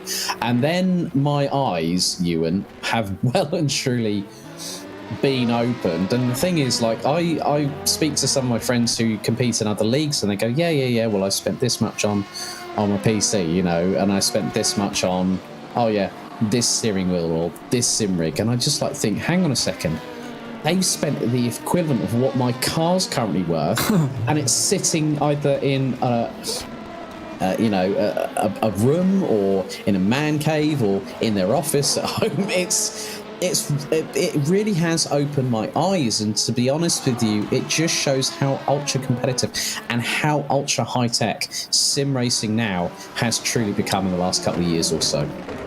Yeah, it really has. It's stepped up certainly in the last year. I can definitely say that from even my own experience that I've not been around for an awfully long time in the sim racing business, but I can see for myself how much it's changed. I know that people around GTR 24H, this was created, or this organisation was created back in 2007, and you think how much has changed in the sim racing world and I guess the real world as well, if you want to think about it like that. In the last 14 years, it's been quite remarkable, really.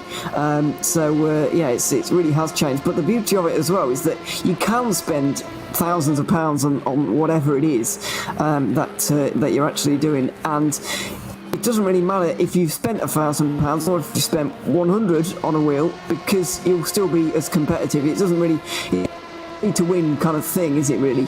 Like you see on some games that are a little bit more kind of sit down and do whatever. It's like it's serious, but you don't have to pay thousands of pounds to get a good ring and then win. You don't like, it's not like real life where you have to like get the best car and that costs the most money and whatever. It's not like that really, because you can still race with very competitively with someone who might have spent a lot more money or a lot less money than you. I guess the experience does increase if you spend a little bit more money, but it's pace-wise, it doesn't really affect very much at all. So no, I think that's a great thing, really, one of the beauties of sim racing that's certainly come into the minds of a lot of people in the last year, I would say. Yeah, myself included. Well, I think really we're getting to within the last half hour of the session, so we'll be right back after a commercial break. The 2021 Endurance E-Racing World Championship Round 3, 12 Hours of Sebring is brought to you in partnership with ESTV, Leak Gaming, SimLab, Motorvision.tv, Global Flix, Racing for Green, Viper Gaming, and AMD Ryzen Radeon.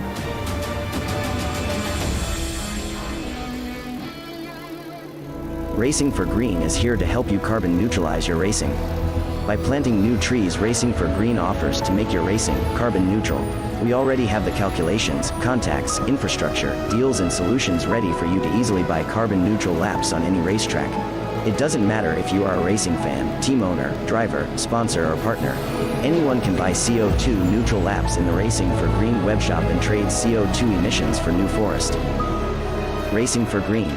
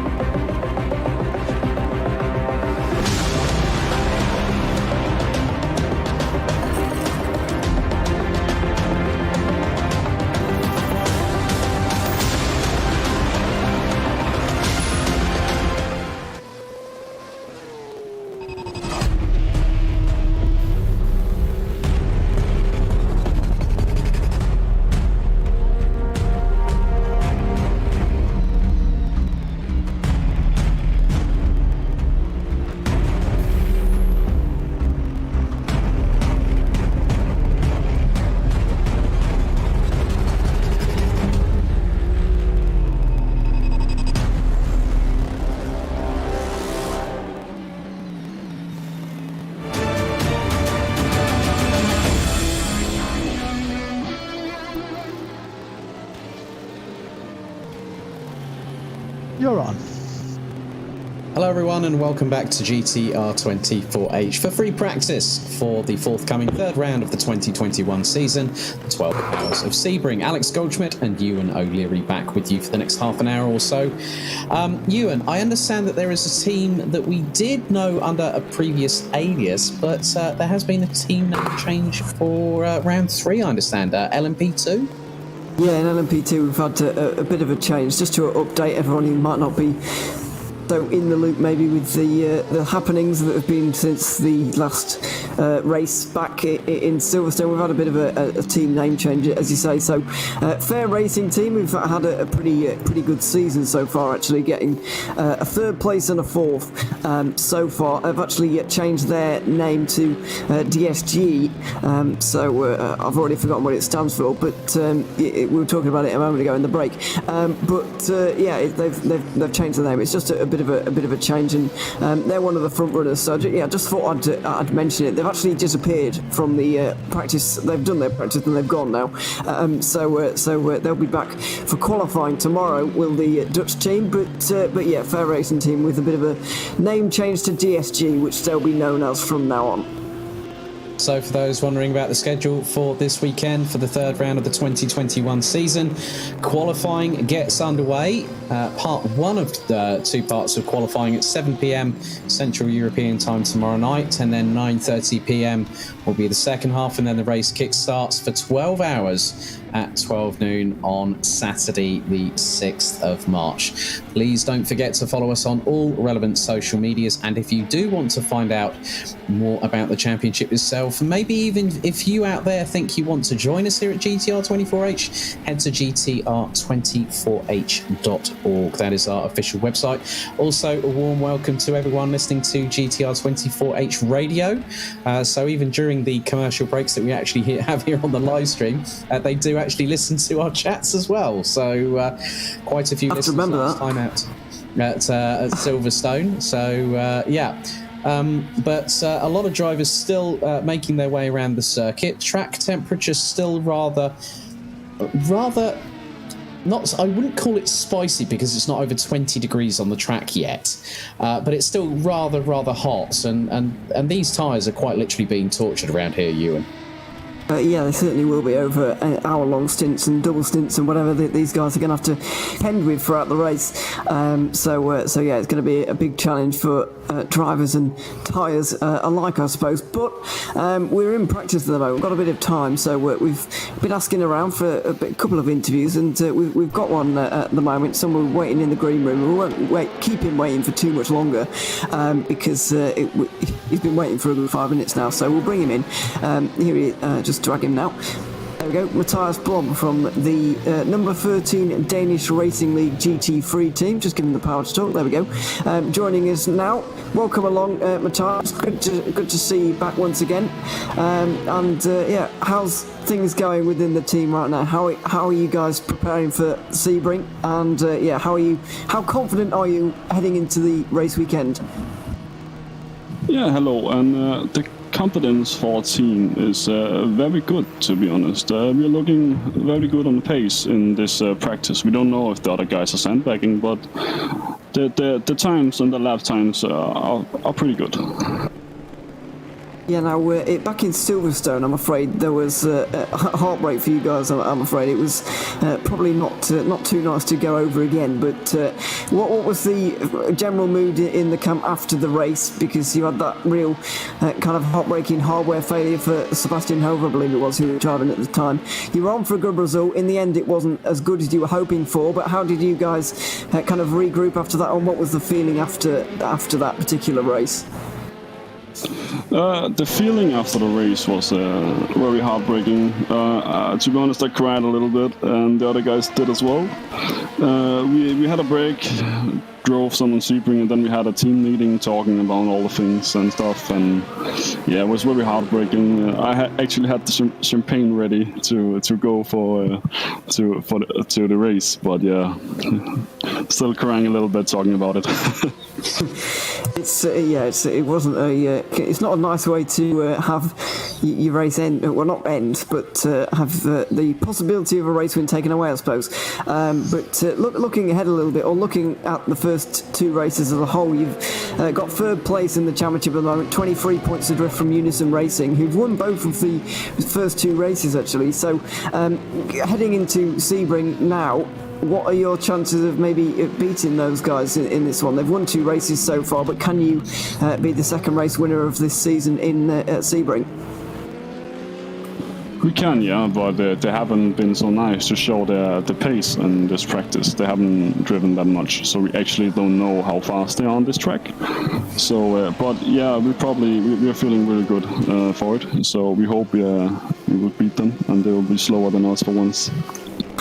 I guess qualifying will reveal all tomorrow in a way. And I mentioned the third in the championship.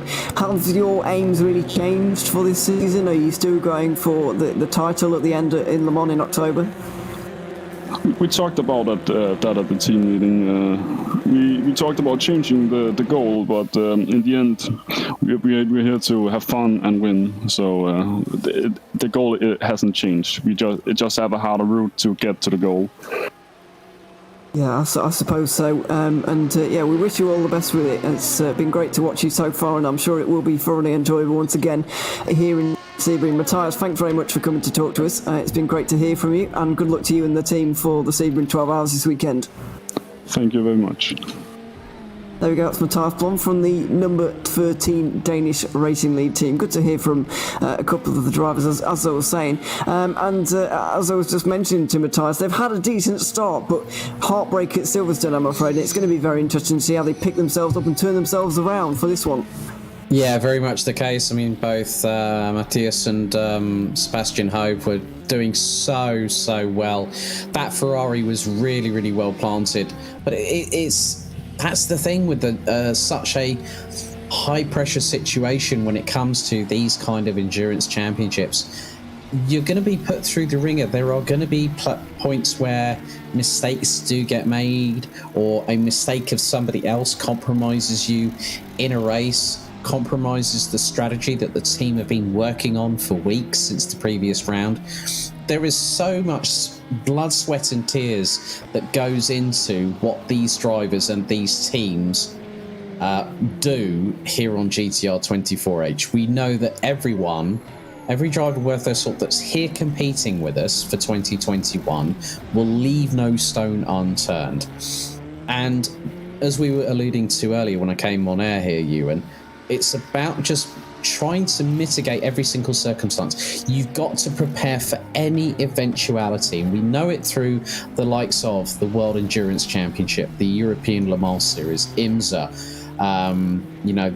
other championships such as the Ultimate Cup Series over in France. A lot that use LMPs, whether it be LMP2, LMP3, it doesn't really matter, or a GT car. Everyone is pushing like crazy. They're spending long nights, early mornings. They may even be running simulations. They might have gone, right, okay, let's run on an AI server and we'll do a full 12 hours and we'll see how things pan out. And that's the amount of dedication these teams are putting in. They're putting everything on the line. I guarantee you that much. Yeah, as you mentioned, they're putting a lot of time into these, and even if you just think about the race distances, it's an endurance series, obviously. It has been, for many years, but in just terms of race hours, you're putting in 96 a year.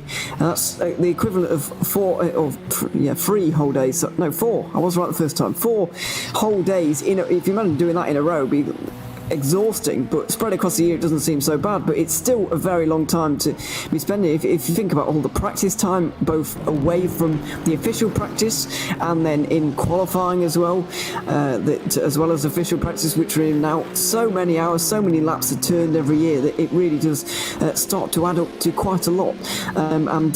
It's kind of the whole weekend job, really. You get home on Thursday night, you do a bit of official practice here for the 12 hours, then you go go and for the next night on the Friday night, you go and do qualifying, 2 sessions of 2 hours. If you're driving for the whole of them, then that's already a lot of time. You might have done 5-6 hours of driving before the race has even begun, and then you've got the 12-hour race of Sebring on the Saturday as well. So, and any other leagues that you might have to, any other commitments you have to do. So it does take up an awful lot of time, and the ones that are really willing to put it all on the line are the ones that end up coming out on top, and that's just the way of it, really. And so it will be interesting to see who's put the time in for this particular event. But we've just had an interview with Matthias Blom. We're about to have another one here with João Barbosa. Alex, if you don't mind taking this one, I'll drag him up, and it will we'll have a bit of a chat with João Barbosa of Juice's Motorsport Club, the GTE car, of course. Yeah, good evening, Joel. Thank you for joining us here on GTR 24H. Obviously, good to see you as part of the grid, but good to see the Porsche back. When I spoke with Nick ahead of round 2 at Silverstone, obviously, I think if memory serves me correctly, you ended up in the LMP2 car, didn't you? Yes, hello everyone. Thanks for having me here. Yes, we did the first race in Indy, but then we didn't have any drivers to put the car running. So I jumped in the LMP2 car, so we did a podium. So that was great in the rain. And now we once again have 2 cars. We have the LMP2 and the GTE, so that's good to have 2 cars back again. And obviously, I spoke with Nick about this at great length. Obviously, a really good stint from Olejny that got you guys off on a good foot, but then obviously the dramas in the pit lane, then Nick took over, and then everything went very, very south rather quickly. What was it like getting the chance to go into the sister car with the likes of Luca Gray and Turnlower and give the LMP2 a try? Honestly, for me, I do like the LMP2 car. For me, it's I prefer the LMP2 than the GTE. Obviously, I am a GTE driver, so much of the experience is in that car. But for me, it's great to be on that car. The guys are great guys. I mean, the team is fantastic.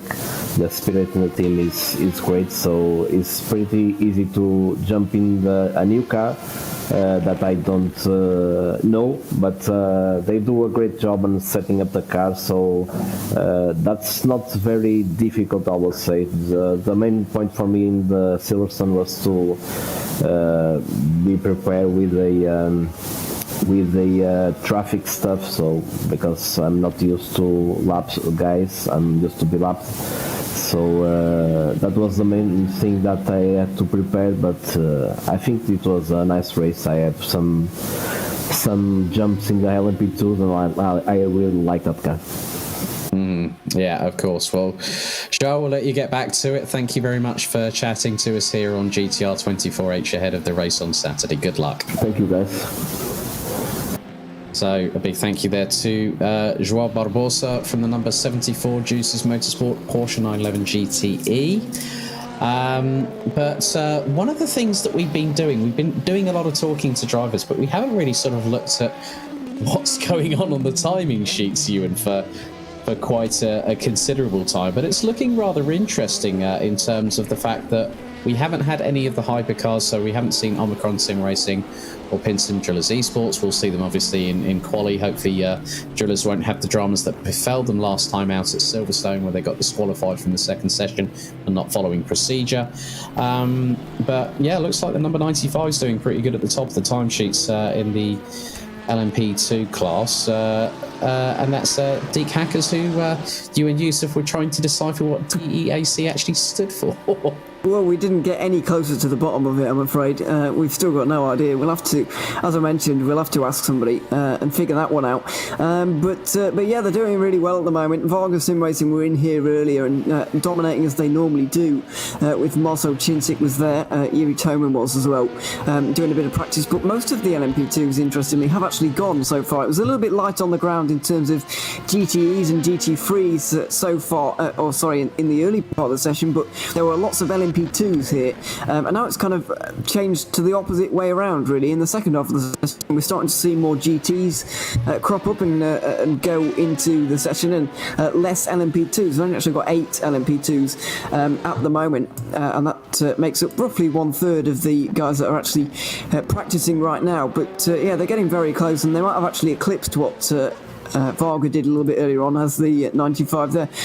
Doing very well. As I mentioned in the first hour, not the best results for them in the first 2 rounds, but their pace has been pretty good. To say it's made up of a team who I've mostly not heard of before. I've heard of Roland Zooks, and I've seen him drive LMP2s fairly quickly before, but the others I haven't actually heard of before, but they are very quick, and it's a good unit, good team. They're all very close together in terms of pace. We noted earlier there were 3 in a row on the standings, and that's really what you want. You want the consistency. You don't want somebody blindingly quick and then 2 others who are completely rubbish. You want consistent drivers who are on similar pace, and that's exactly what they've got down there at the 95, and that's going to serve them well in the race.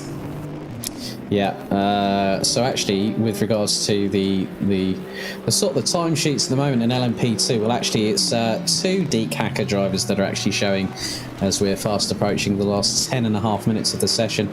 Norbert Jakob and Roland Zooks, literally, well, nigh on half a second apart. But then we've got Gabor Hevesi in the number 22 LMP2 car. That's the Mugen Sim Racing car. That's Matt Webb from E-Team Brit rounding out the top 4. Felipe Barreto in the Ramada Motorsport number 57 rounds out the top 5. Then we got the number 766, the DSR Dream Team LMP2 car. Just behind that. We've also got B32 Racing and then Luca Gray from Juices Motorsport. Obviously, we just spoke to one of the drivers from the sister car, João Barbosa.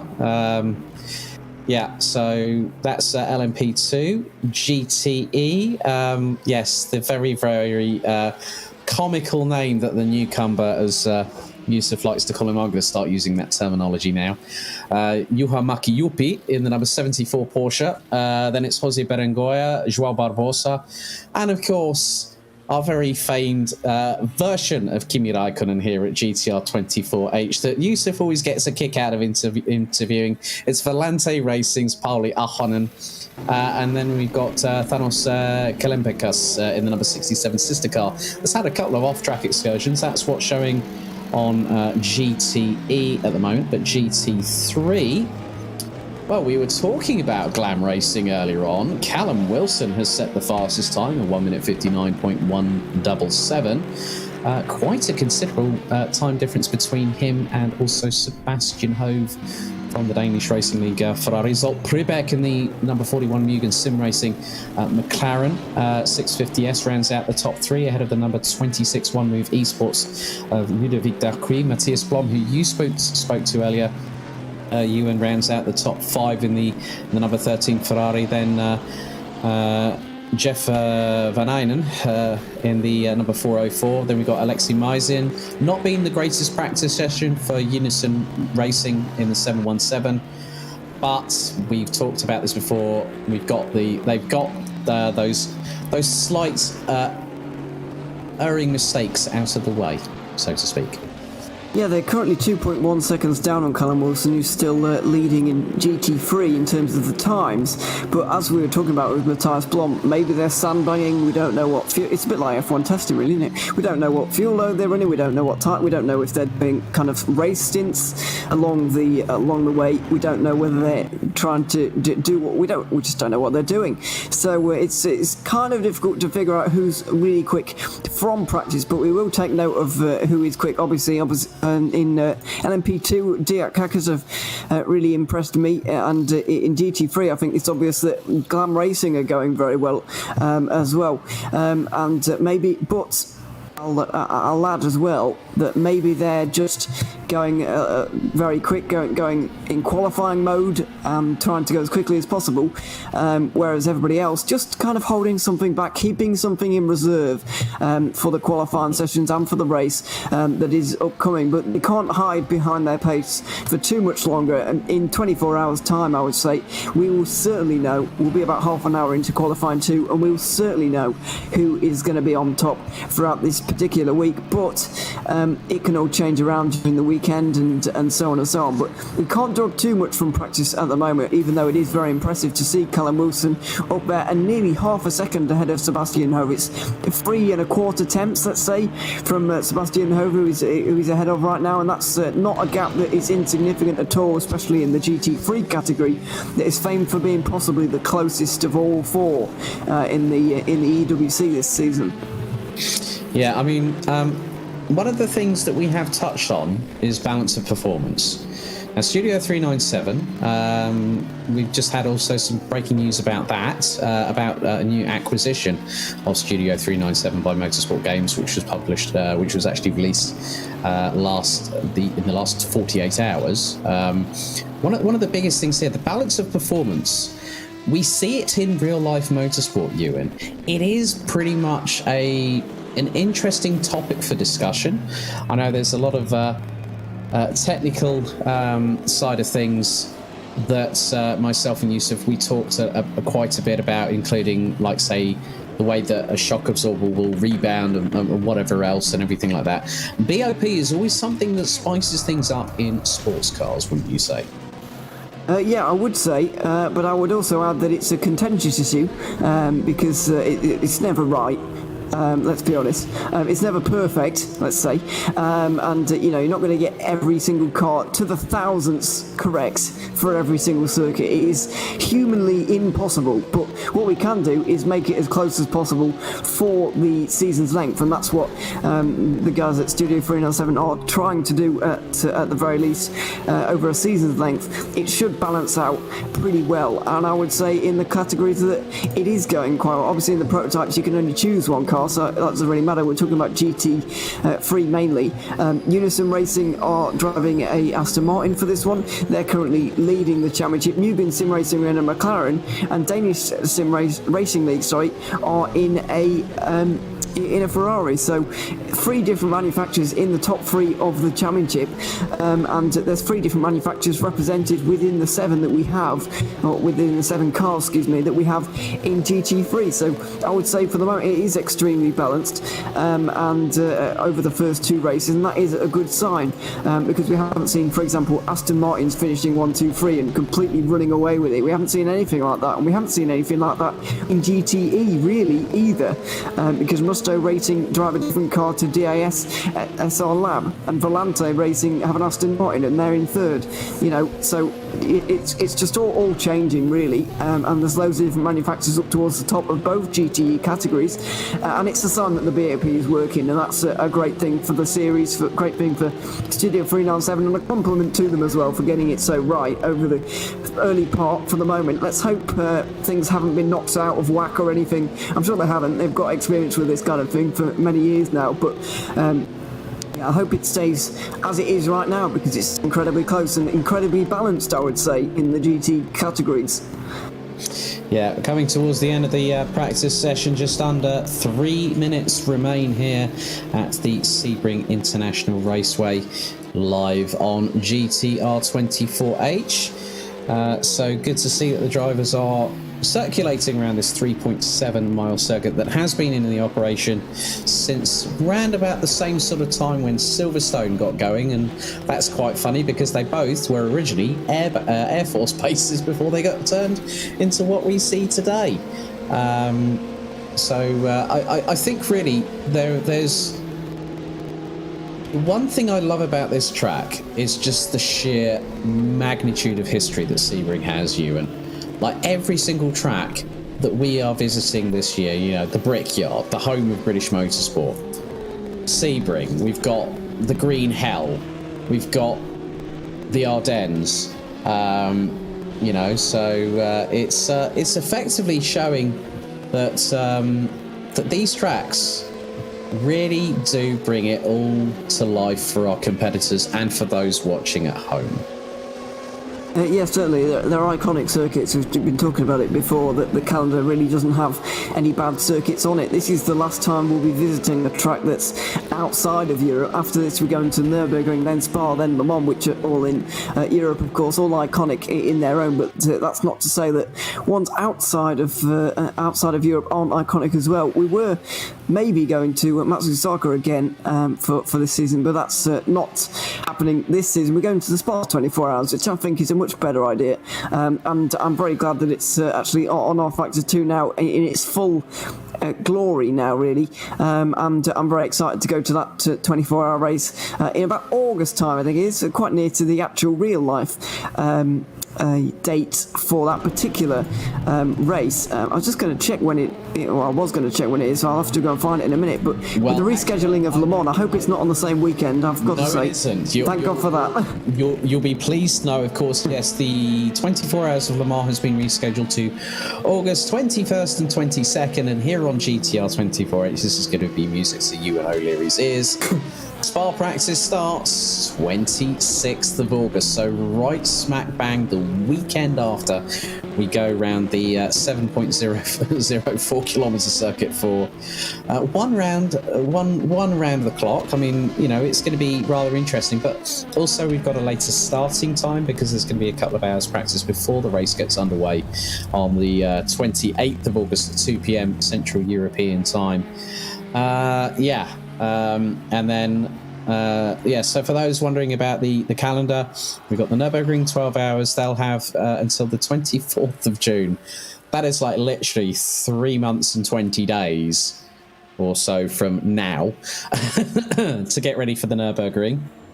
But yeah, I mean, I think the Nordschleife 24 that's going to be happening, the 15th and 16th of March, it is available for people to enter. We were talking about that earlier on. But yeah, I mean, such an incredible calendar. But with that, we need to go to a commercial break here on GTR 24H. And as always, we can't thank our sponsors enough, the likes of eSport TV, Racing for Green, Leap Gaming, Global Fix, and a whole lot more. We'll be back in just a couple of moments' time. The 2021 Endurance E-Racing World Championship Round 3, 12 Hours of Sebring is brought to you in partnership with ESTV, Leap Gaming, SimLab, Motorvision.tv, Global Flix, Racing for Green, Viper Gaming, and AMD Ryzen Radeon.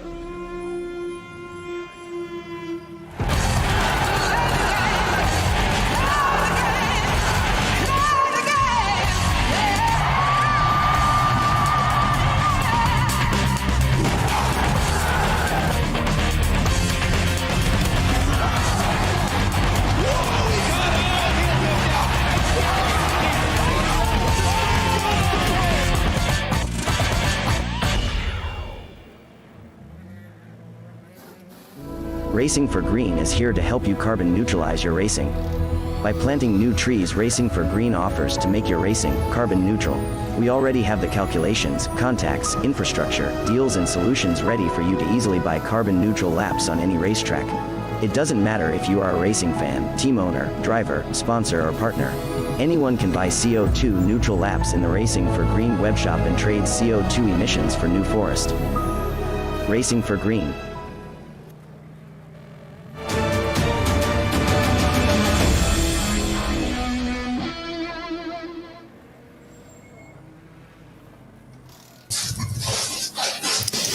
Welcome back to the roundup of free practice here on GTR 24H for round 3 of the 2021 Endurance E-Racing World Championship. My name's Alex Goldschmidt, alongside me, Ewan O'Leary. Ewan, very, very interesting to see how challenging the track has been for the drivers here at Sebring.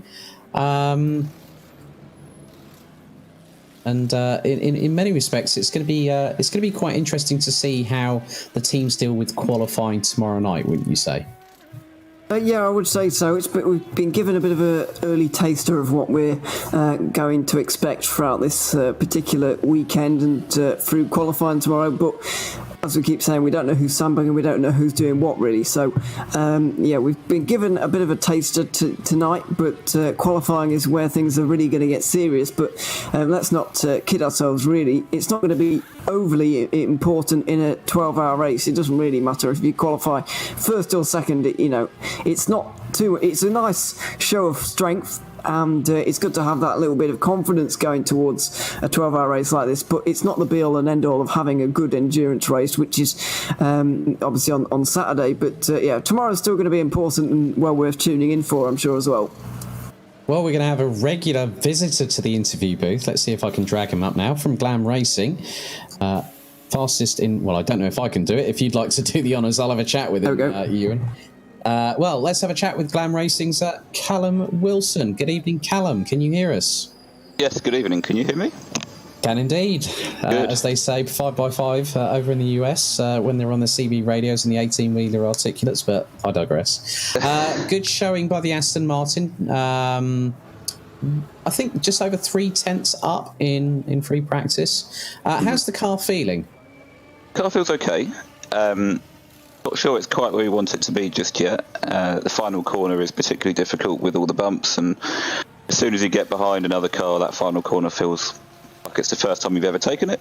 But apart from that, it's okay. Like, I'm not getting excited about any kind of gap to any car because we know that fuel loads can be a big difference around this track. I mean, I think fuel load really is worth a second and a half, 2 seconds, if not more, let alone tyres. So timings don't mean anything at the moment. We're just trying to concentrate on getting around in one piece, which is a little bit more difficult than you'd think at Sebring.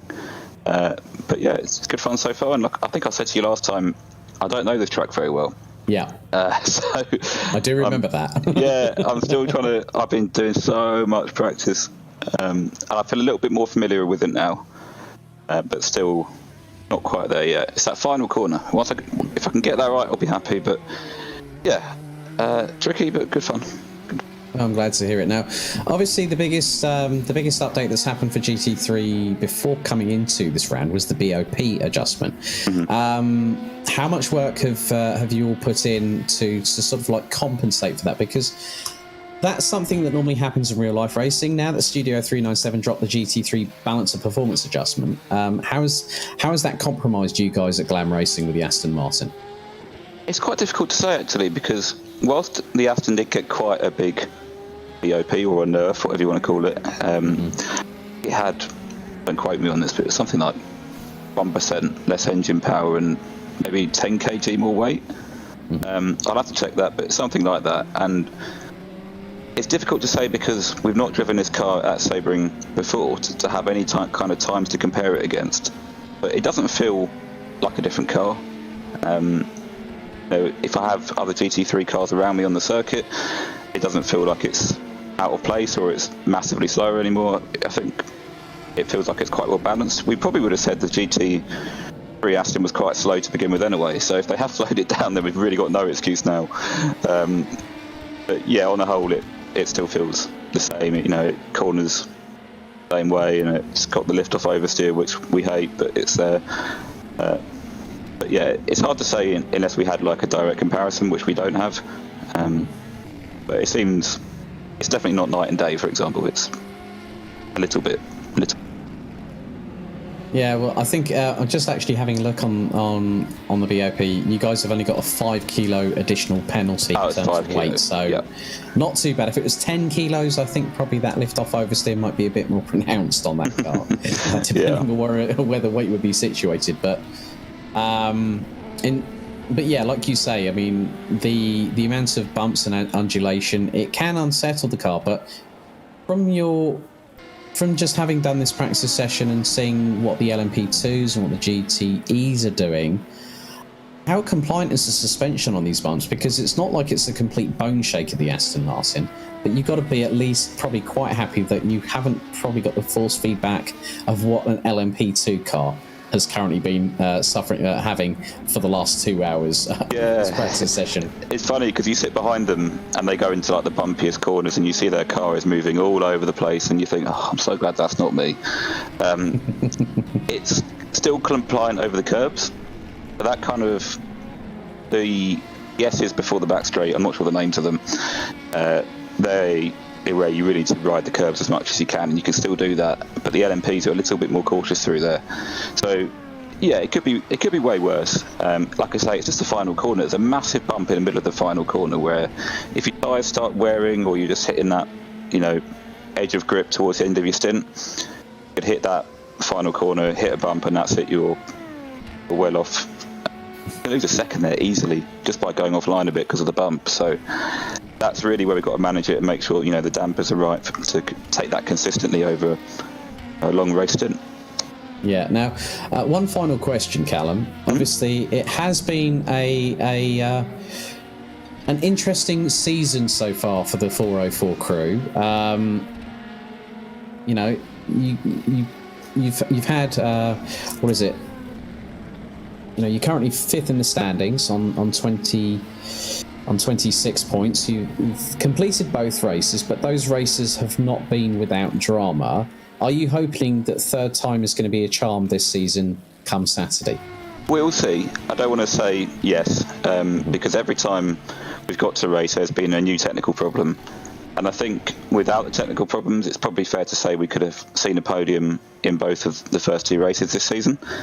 Yeah. So as long as we can get through with no technical problems, I think that has to be the priority, and just see where we are after 12 hours. No technical problems, no accidents, then who knows? But yes, obviously we're hoping for better. We always will. But if we can just get through the race with R Factor being the best R Factor you've ever seen, my PC not having a fit, my wheel not doing the same, I'll be really pleased. So yeah, keep it clean, and that's the thing about endurance racing, isn't it? Keep it clean and see where you end up, and that's what we've got to go for, I think. Indeed. Well, Callum Wilson from the 404 Glam Racing GT3 crew. Callum, thanks for your time once again, as always, and good luck for qualifying tomorrow night. Thank you. I'll probably speak to you then. Well, might not speak to me because I won't be here for qualifying. Oh, there you go.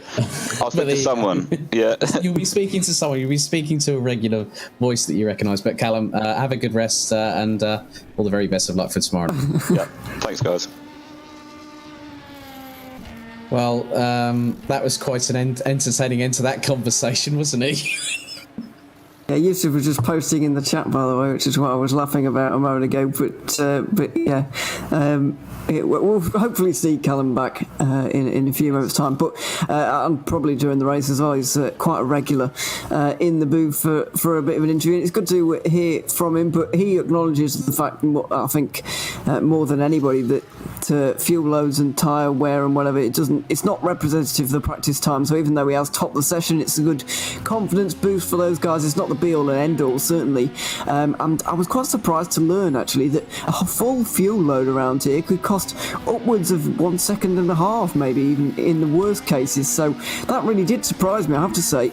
And if I'm honest, maybe some kind of short fueling strategy, or maybe pitting a little bit early in the first stint to get yourself out of traffic is a strategy we really could see, because if you're gaining 1.5 seconds a lap and you're stuck behind someone heading towards the end of the first hour, then for me that's that's a no-brainer. Get in the pits early, shorter pit stop, and fill your car up, and then you'll be away with a bit of an undercut, or maybe an overcut if you can take your car a bit longer, and you can gain time that way. Maybe it seems like a really big kind of delta between the two. Yeah, it's quite a lot. I mean, one of the other things that is also going to cause problems with lap time is the fact of degradation of tyres, depending on what the temperatures are going to do. And when we're going to be starting at noon, we finish at midnight. The biggest conundrum, and we've seen it time and time again. We saw it at Silverstone. As soon as the nighttime sky hits the circuit, the first thing that drops is not only the track temperature, but then also the tyre temperature. So when you've got a set of tyres that are degrading over a particular stint period, whether they're double, triple, quadruple stinting the tyres, who knows? It's only what the teams will know, and we don't know ourselves here on commentary. But then also, when you come out of the pits and you think you've got that undercut done, and it takes you a couple of laps or so additional to warm up those tyres. And it's about those that activate it the quickest, that have the best opportunity of being in that position to not only maybe go for a podium, not even go for a top 5, maybe even go for the W here in Sebring. Yeah, absolutely. There'll be a lot of people and a lot of teams aiming to do that, and saw quite a few big names not here for the official practice. We'll see them in qualifying if indeed they are attending this weekend's event. But yeah, certainly we've got a lot of people, a lot of teams, competing for only one spot, and that's the winner's spot, of course. So yeah, it's gonna be very interesting. We've got our kind of first view of what things are going to be like, but as I was mentioning earlier on, there's 5 teams. I would include Glam Racing and GT3, who could maybe have got a realistic chance of winning the race. Maybe DAS and Teleforing maybe haven't, but they could spring a surprise. And in GTE, it's really take your pick, because it's been so up in the air in the first 2 races. There's no reason to suspect that it won't be the same this week either. So yeah, really looking forward to it. Lots of different cars that can win, and that makes the most exciting racing. And it's all going to come down to the end in the typical kind of endurance racing, where you might see gaps stretch out a little bit as we head towards 6 hours into the event, and it all closes up towards the end. We've seen one of the best finishes to an EEWC race that we've ever really had last month.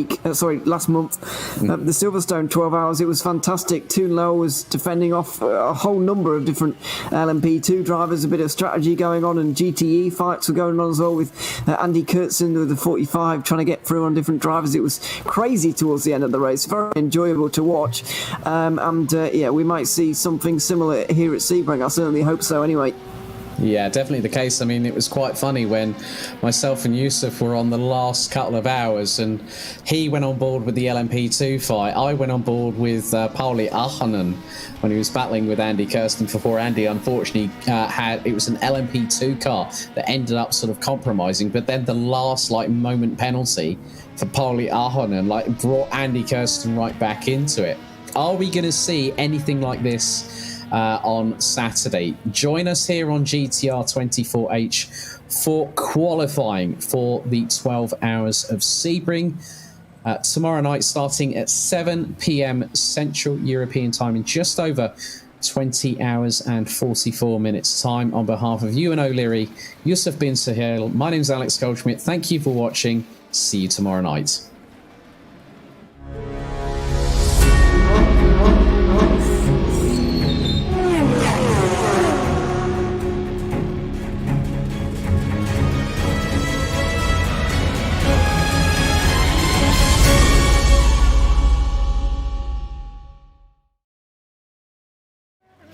The 2021 Endurance E-Racing World Championship Round 3, 12 Hours of Sebring is brought to you in partnership with ESTV, Leak Gaming, SimLab, Motorvision.tv, Global Flix, Racing for Green, Viper Gaming, and AMD Ryzen Radeon.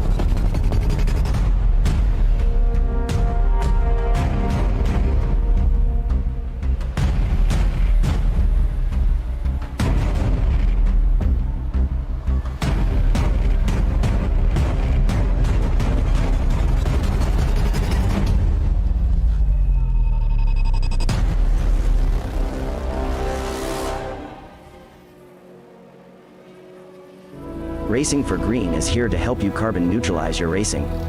By planting new trees, Racing for Green offers to make your racing carbon neutral. We already have the calculations, contacts, infrastructure, deals and solutions ready for you to easily buy carbon neutral laps on any racetrack. It doesn't matter if you are a racing fan, team owner, driver, sponsor or partner.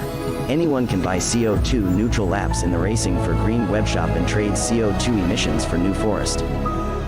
Racing for Green.